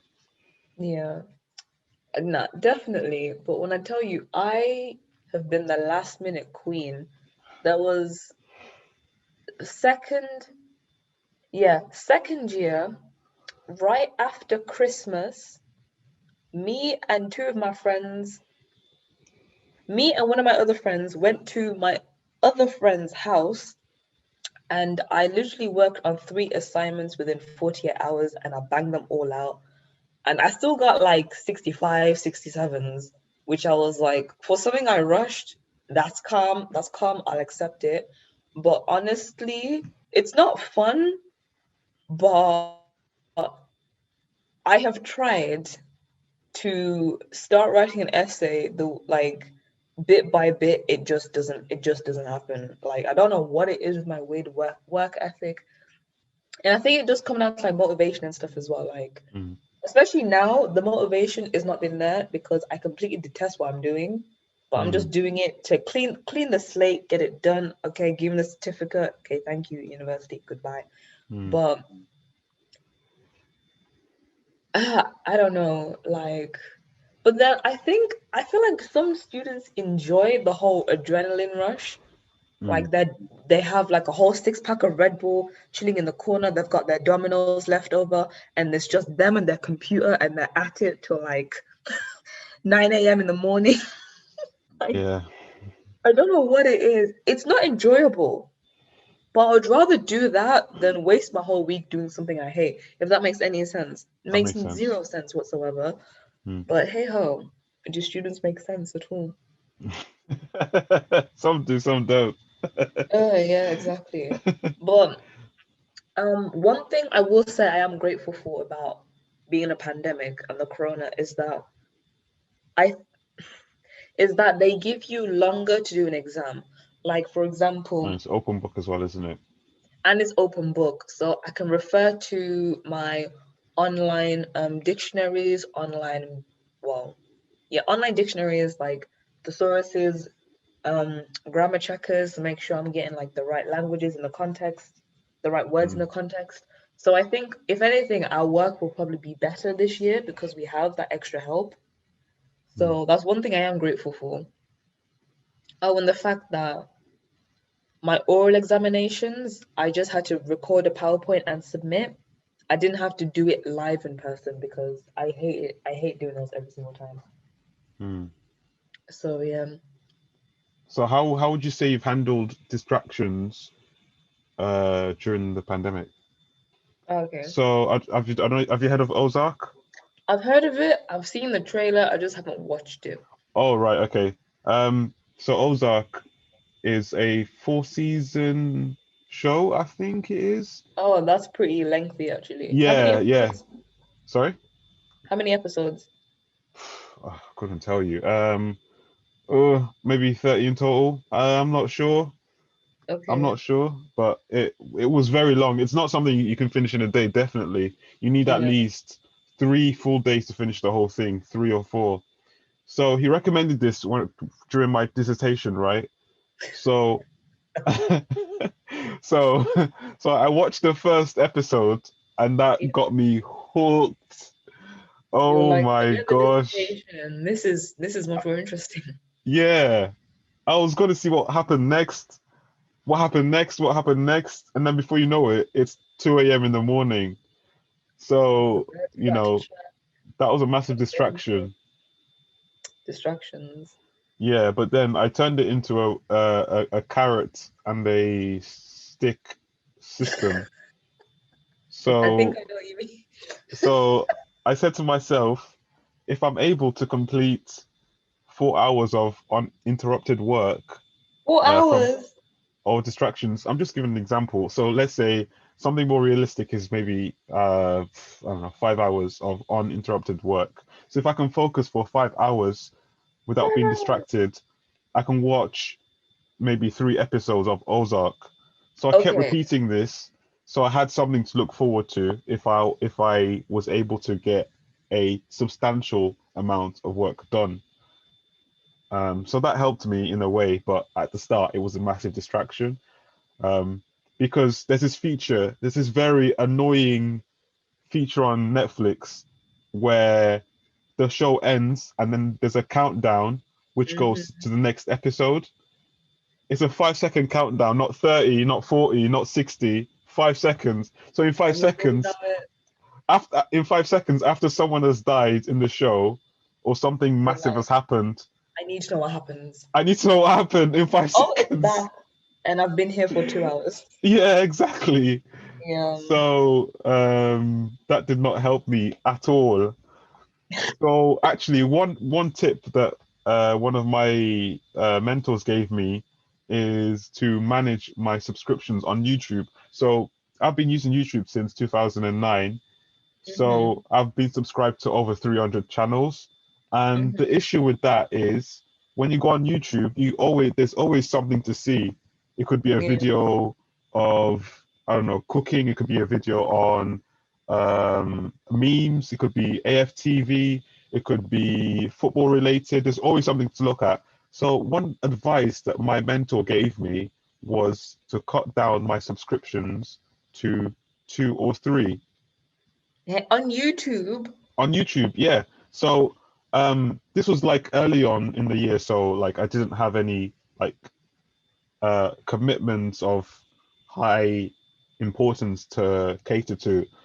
So I spent quite a bit of time unsubscribing from all these YouTube channels Oh wow. that were taking so much of my time because YouTube is an app that I consume more than anything else. So Yes. I took my time to unsubscribe from these channels and then I whittled it down to maybe 4. And those 4 were purely educational channels. So channels to do with my course, computer science, and very useful to me. So that really helped me because what he said in a nutshell is that's just an example to manage your distractions, manage what's taking your time. If there's an app you use the most, like maybe it could be Snapchat, uninstall it from your phone. One thing I did, which someone might find useful, is one thing I did was I used to use Twitter a lot back in first semester of final year. Mhm. So one thing I did, which was very useful, was I got my brother to change my password. Now Oh wow. he didn't know like why I asked. He didn't know the real reason why I asked him to change my password. I just told him that this is part of a project or whatever. So he didn't really, I don't want him to say no. So I gave him my phone. I said, change my password. And then, on Twitter, you have to type in your new password and type it again. And then you have to press confirm. So he did that. So anytime I wanted to access Twitter, it would ask me for my password. And obviously, I don't know what my password is. Didn't know it. So I couldn't get into Twitter because of that. Does that make sense? That is so So, funny. so that essentially cut down my usage of Twitter and I was able to manage my distractions better. So if I was going to go on YouTube, I only have 4 channels I'm subscribed to. If I wanted to go on Twitter, I don't know my password because my brother knows it. So that helped me manage my distractions and I was able to stay purely concentrated on the task at hand. So I don't know if you might find that useful, but that made that was very useful to me personally. That is so funny. Now, I could never cut down my YouTube subscriptions like that. Actually, you know what the funny thing is? YouTube actually helped me with my essays that I was writing. Mm. Basically, okay, so I have my laptop and I have a separate monitor, and I would split my screen Oh, into look at four you. fancy with the tech. Yeah, Hello. being all fancy and tech savvy. Like so like I would So on the monitor, I'd have like one Word document and the internet page like split like halfway, and the same on my laptop. So like I'd have like 4 separate like sections to what I was looking at, and one section was like some random YouTube video just as background noise. Mm. Because I tried doing it with Netflix, it didn't work, so I wanted to pay attention. But I just knew that I needed some kind of background noise while doing these assignments because I felt almost stifled if it was just dead silence Mm. and I was just here with this boring topic that I have to write 2,000 words about. So if anything, YouTube helped me just as background noise. But then the only thing is that like I had to change the video after half an hour, and I'd put like house tools or like some car tools or whatever, just like random stuff that I didn't have to pay much attention to. And I also did like I had this system which really, really helped me. I had like a 2-hour system for my essays. So I'd spend 1 hour just like consolidating all the notes that I had into like more solid points and researching things. And then the other hour, I actually wrote a solid paragraph in my actual essay. And I just kept repeating that until I did it like 3 or 4 hours later. Then I'll take like a longer break and watch like a whole episode of Sense8 or something. So that really helped me like allocating, okay, for this hour, I'll spend this much time on this point, and I'll spend this hour writing a proper paragraph on that particular point. So that helped to like give myself timestamps so I could like keep going at a steady pace. Are you If that familiar with the Pomodoro technique? I, I feel like it's overrated. Are you familiar with it? Yeah, Okay, I I don't use like that as it well. You don't like it? Okay. I use because the it's Pomodoro too Pomodoro rigid. technique sometimes. Okay. Okay, you do what works for you, innit? Yeah, like I like some freedom, funnily enough. Like I found like it was just way too rigid, and that Yeah. sometimes if I wanted to do more work, then if I wanted to do more than like an hour's work on a point, then I would do. And if I wanted to do a little bit less, I'll do a little bit less. But either way, I'm still going at a steady pace. So I didn't really like the whole here's an alarm, stop what you're doing. Because what if I don't feel like stopping? What if I'm in the flow of a really good point and I just want to continue going? So I don't like that. But the concept, yes, have breaks sandwiched between work. And also, one thing that I find my friends doing sometimes is spending too much time organizing their study playlists, spending too much time shuffling or like rejigging their playlists, spending so much time finding the perfect study along with me video to motivate them to study.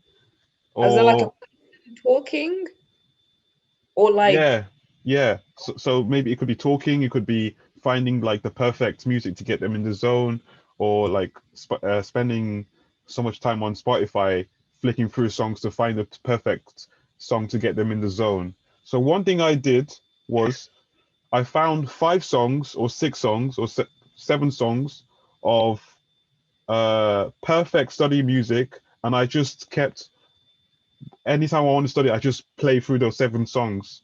You know, I I just shuffle. Okay, stay with me. So I just keep shuffling through those songs, right? So that keeps me on track. So that means I don't need to go to like a piano playlist on Spotify to find the perfect song to make me get in the zone or whatever. And this kept me really understand. focused because if I was going to a library to study, all I need to do is to go back to that 7 song playlist and just keep shuffling between all these songs. And these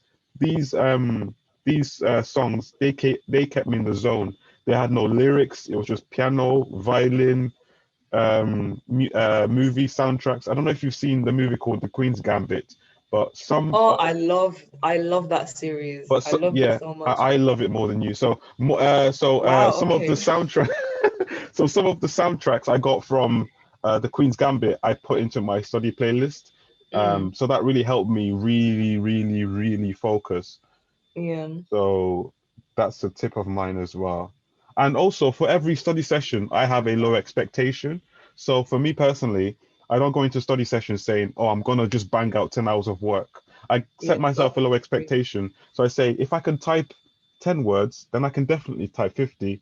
And I can definitely type 100, then I can definitely type Exactly. 500, and I can definitely type 1,000 words. So I set Mm. myself a low expectation. So if I wanted to send an email to someone that I don't really want to send, I just type in 2 words. I could say, dear X, blah, blah, blah. And then that gives me the stepping stone to actually finish the Yeah. email. So Like I having might it, as well write the next 3 words now. I might as well write, exactly. That's the conditioning that humans have. Yeah. So I play with that narrative, and I when I incorporated that into my study sessions, it really helped me. Um, because in university you have to write words, you have to write tens and thousands of words, especially in your dissertation.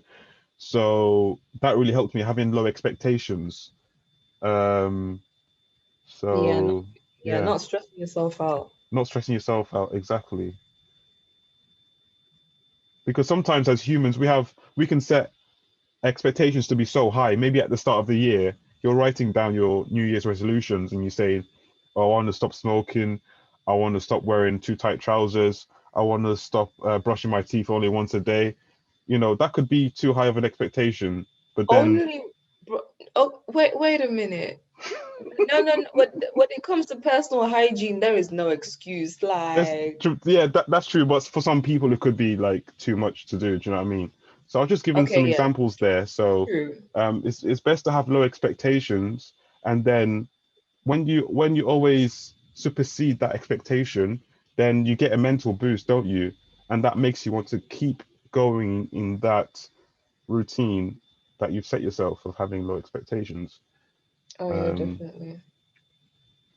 I feel like you always think you can bite off more than you can chew, but yeah. you can't. But the matter of fact is, your mouth is small. You can't bite that much. So Mm, you do have to be like, okay, I'm gonna finish this assignment at this time. No, give yourself like a couple hours leeway, or give yourself like, okay, let's see if I can do this by this time. But if mm, I don't, let me at least be halfway through or something. So I mm. think like you know that quote they say aim for the moon, even if you don't get the moon, you'll fall amongst the The stars, something like stars. Yeah, yeah. or like I think have like a big goal and then try to break it down to things you're happy achieving, even if you don't get to that big thing.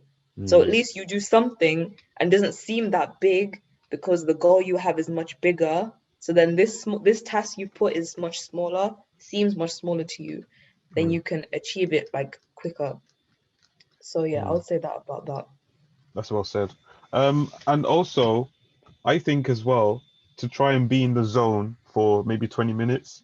So if you're feeling extremely distracted, try and be in the zone for 20 minutes. And when I say be in the zone, like have a tunnel vision on like what you set out to do. Do not open Mm. 6 tabs where the first tab is on like a dog video, the second one is like the 10 dangerous places in the UK, the third one is a documentary on snakes, the fourth one is an EastEnders teaser video.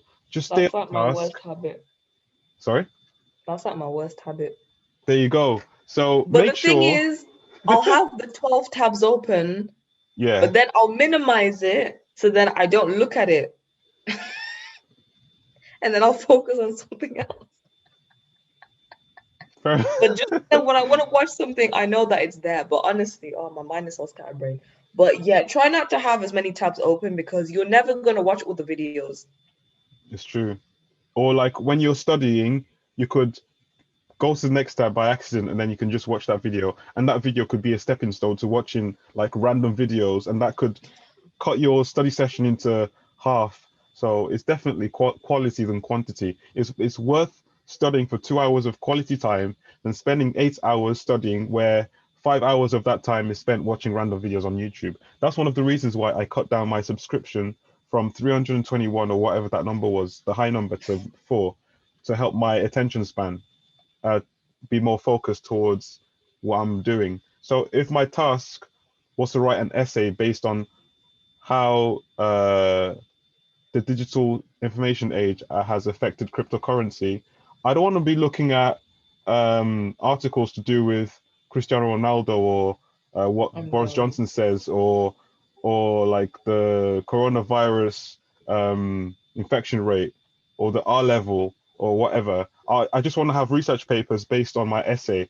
So that means I go on Google Scholar, type in what I need to type in, read research papers, and then, get in the zone, because some people find it extremely hard to get in the zone. So I see some people in the library, they look like they're actually doing work, but when you actually take a peek at their screen, they're watching, I don't know, Netflix, or they're watching Money Heist. Money or Heist whatever. is good, okay? Forget your essay, watch Money Heist. It's so good. Wow, okay. But I can't say that to my parents. I kid, I joke, I tell a joke. But I will say, if you're like me and you're scatterbrained and have a million tabs open, okay, have a whole window dedicated to YouTube and have another window that is purely work related. Like, this is literally what I do. So I have the window that has my Netflix show, my YouTube videos that I want to watch for when I have a break. They are there, but I minimize the whole window so I don't see it. But then I open another window. My computer hates me right now. I open another window and it has all like the research papers that I do have, so that I don't mix the research papers with the YouTube tabs. Yeah. That's what my scatterbrain likes to do. But I literally, my computer really hates me right now. But Yeah. I think there's a fact about, I don't know how long it takes for the average human to develop a habit.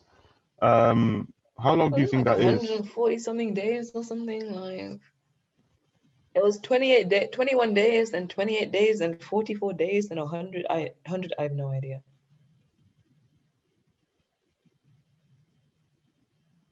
But I think when it comes to studying, for most people, it's like all or nothing.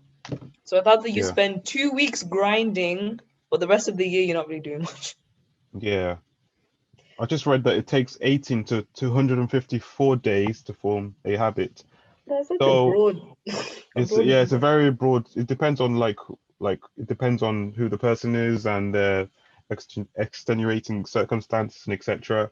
But I feel like if you put yourself in a position where you are repeating a routine in a month, the next month you'll be used to it. If you take a month having cold showers, the next month it will be nothing. You can just wake up, have a cold shower. It's bliss. Yeah, So it's true.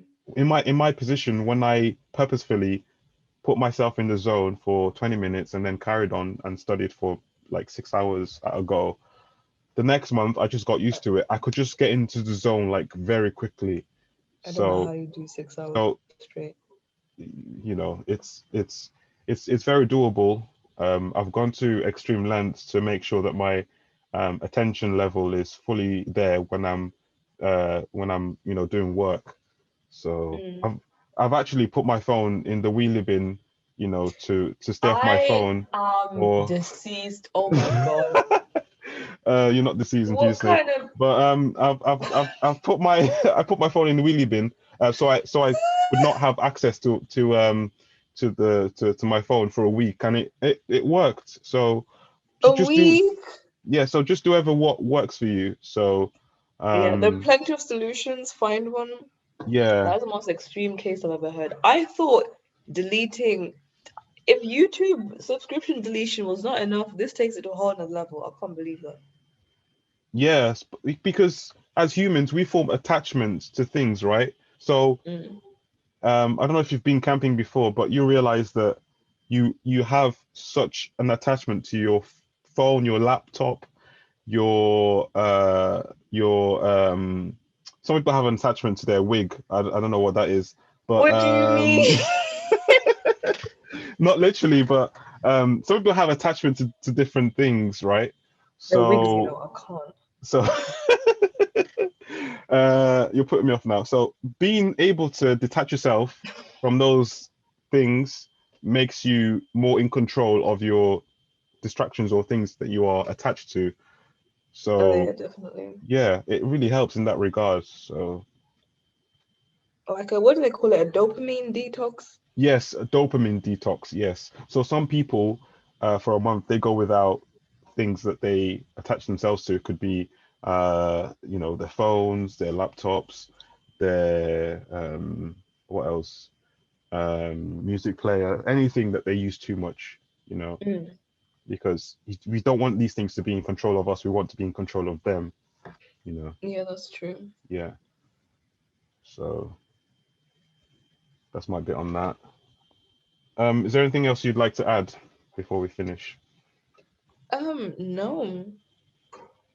We had a pretty good discussion. Yeah, I agree. So yeah. It was good to catch up. Oh, one last thing. What is your go-to meals at university? Because in my first year, my go-to meal was something called Indomie, which African people are very familiar with. So Indomie, what? Yeah. So what was your go-to meals at university, or still now? What meals do you go to? What meals can you make within like minutes that you It go was to? literally, I don't eat this anymore, but the way I used to eat bacon butties in first year, I don't know how. I used to eat a lot of those. It was either that or like tomato and basil pasta with cheese. I ate that a lot. Um, and So would you say the that other, contributed to you being more of a chubby bunny personality person? a what? So would you say that that contributed to you being a chubby bunny type person at university when you were consuming such large amounts of Oh no, it was um the alcohol oh right, and okay. constantly drink like literally minimum 4 nights out of the week we were at the pub.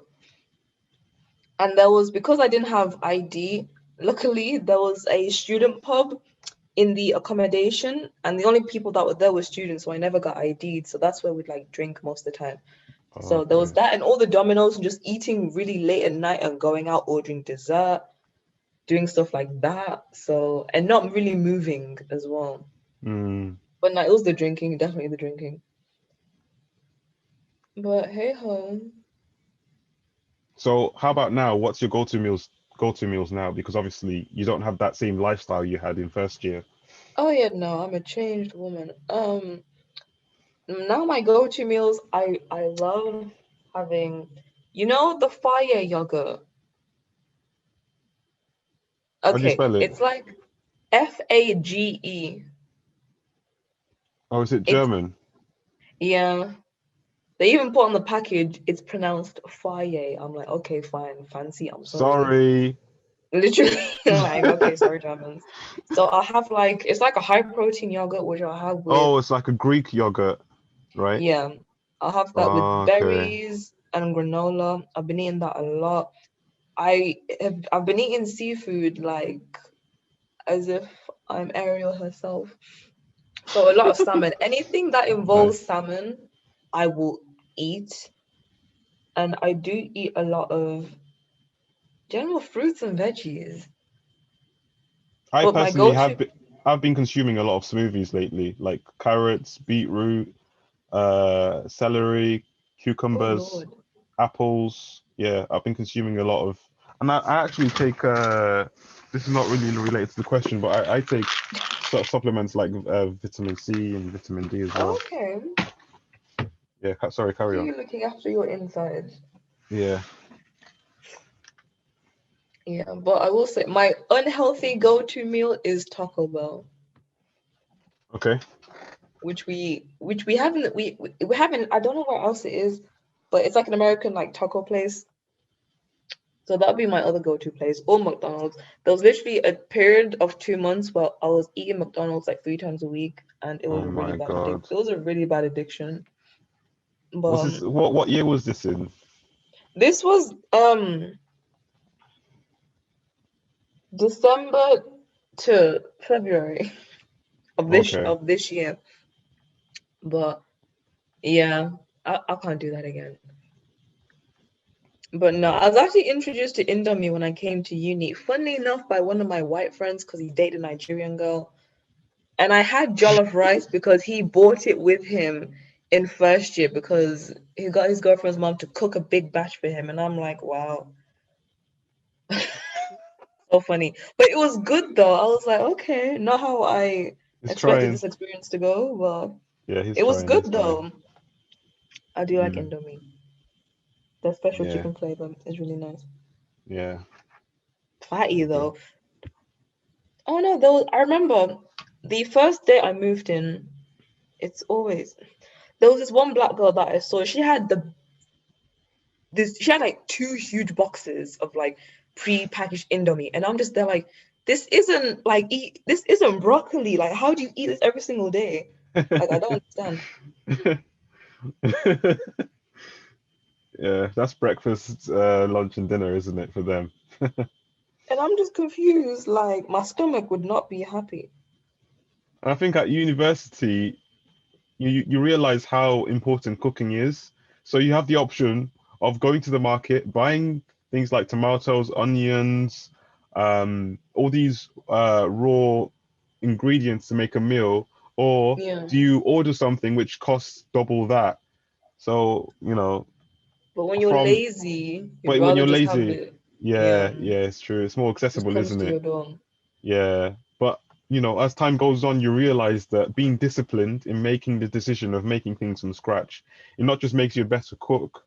Well, depends how good you are, but it also makes you more financially astute as well, because you Yeah, can make mature decisions to cook things from scratch and actually, you know, get something to eat, or you can just go on Uber Eats and just get, you know, fast food delivered to your door. yeah, exactly. So cooking is a very underrated thing that people talk about, because it takes time. When you've been back from your lectures, um, or when you've been back from the gym, you don't feel like you want to cook anything, so you just order something real quick, or you could go down the road and get some takeaway. So, um, Yeah, exactly. so the Oh, decision of well. cooking is can be 50-50 sometimes. Yeah, and it can be eye-opening. You realize, wow, I don't know how to do this. I better learn fast. Yeah, But then there's always the struggle of there's always those rotten spinach bags that are left in the back of your fridge because you decided to have Domino's all week, and the yeah, cucumber's looking at you like you didn't eat me, and you throw it away. yeah. That's the only annoying bit. To the point where I only buy frozen vegetables now because I don't want them to go off. Okay. So But yeah. lastly, sorry, what was you gonna say? Oh no, no, I just said, but yeah, it's fine. Is there anything you'd like to recommend, like music or Netflix shows? I've got some I want to recommend. Ooh, I am currently rewatching Sense 8. It came out like 2017 and 2015. It's been out for a while, but it is pretty good. Um, What's it called in again? terms of music, Sense 8, So S like E eight N senses. SENSES, right? Yeah, number 8. Okay, Census 8. Okay. Yeah, that one is pretty good. Just warning, a lot of nudity, a lot of Yeah, sex action I in think there. I think if I can get through Power, then I can definitely get through Sense If you 8 can or get through Power, anything you're else. fine. Yeah, yeah. Because the sex scenes I in had enough Power of is seeing is I is had enough mad. of seeing Ghost's butt cheeks. I was like, I don't want to see this anymore. Like, I'm tired of seeing his bum. And it's so awkward because it just cuts to it, and I'm like, I'd rather just watch the Yeah. woman. Like, okay, but yeah, To be fair, what else? this sounds wrong, but okay, sorry, go on. I'm not saying it. I'm not saying it. Sorry, go on. Okay, okay, fine. What else was I gonna say? The only other thing I've been watching has been like anime and like crypto videos. That's literally been like the only other things I've been watching. So Yeah, Demon Slayer is a really good one. I've seen Demon Slayer. Oh, it's so good. I can't wait for season 2. But yeah, in terms of music, I don't know what kind of vibe. Any Nah, vibe. forget music. Any It's too vibe. nuanced. Any Eh, music. Any music. any vibe. Like I've been listening to a lot of Portuguese artists and Brazilian artists. South African music, you can't go wrong with South African music. The That's beats. the vibe. Do you Makes you know want to move. Show Majosi? No. You should know her. She's really good. So yeah, no, forget the music. It's too nuanced. I love Feel from that album. Yeah, with Kalani. Yeah, I love Kalani. Feel and Cold. Yeah. He just has bangers. Kalani's last album that she released is a banger. Mm. And I listened to this guy called you might know him. His name is Pop Smoke. Of course. Yeah. I rinsed his album and I just keep it repeating on loop sometimes. So I Love. love Pop Smoke. So he was a good lad. It is a good album. Yeah. I remember when I was in the car with one of my friends and we were driving somewhere and there were 2 other people in the back. And Welcome to the Party came on and all of us just stopped talking Welcome and to just the listened to the party. song. And we were like, do we like this or not? Retarded. Because it was playing on Capital Extra and we were just like, we don't know if we like this. But then it was a banger. Mm. That one is a banger. I've been listening to a lot of D Block Europe actually. I My like them. friend put me on them and I'm like, these are some tunes. I think there's a song they did with Young Bane. Oh, I It's don't really know the good. song. The only interesting project I'm working on is getting back to the gym. And that's about it.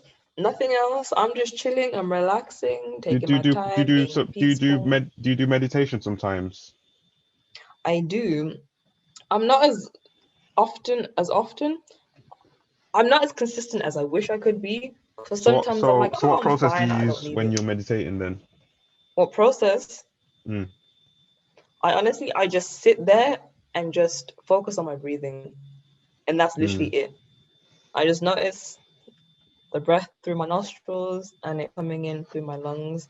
And that's Mm. about it. And I just focus on that. So Mm. yeah, sometimes I have music playing, but sometimes I don't really like music playing because it distracts me. But yeah, It's always good to be present, isn't it, when you're meditating? Because sometimes the mind oh yeah, wanders, doesn't it? definitely. Yeah. Yeah. And it's just you kind of separate yourself from like, okay, these thoughts, I feel them, but they're not me. Like I can Mm. choose to have more positive, better feeling thoughts. Mm. So I want to thank you so much for your time. Yeah, no worries. I'm gonna go Because I had back to take a very nap. okay, that's that's good. Because you are the first guest, number one. Number two, I thought Oh this really? was only gonna last for maybe an hour and 30 minutes, but it lasted way longer than that because the conversation was very good. It was deep. It was Oh, helpful. It's helpful to you as well, to me as well. Um, I had some laughs. I had to think deeply about some of the things I've said, mm. and I've cringed a bit as well at what you Probably said we and what all. I've said as well. Uh, so yeah, thank you so much for your time, Tino. And No worries. Glad I could um, help. I'm a chatterbox anyway. yeah, but yeah, I would love to have you on some other time, like if you're free. Alrighty, I'm glad I could help.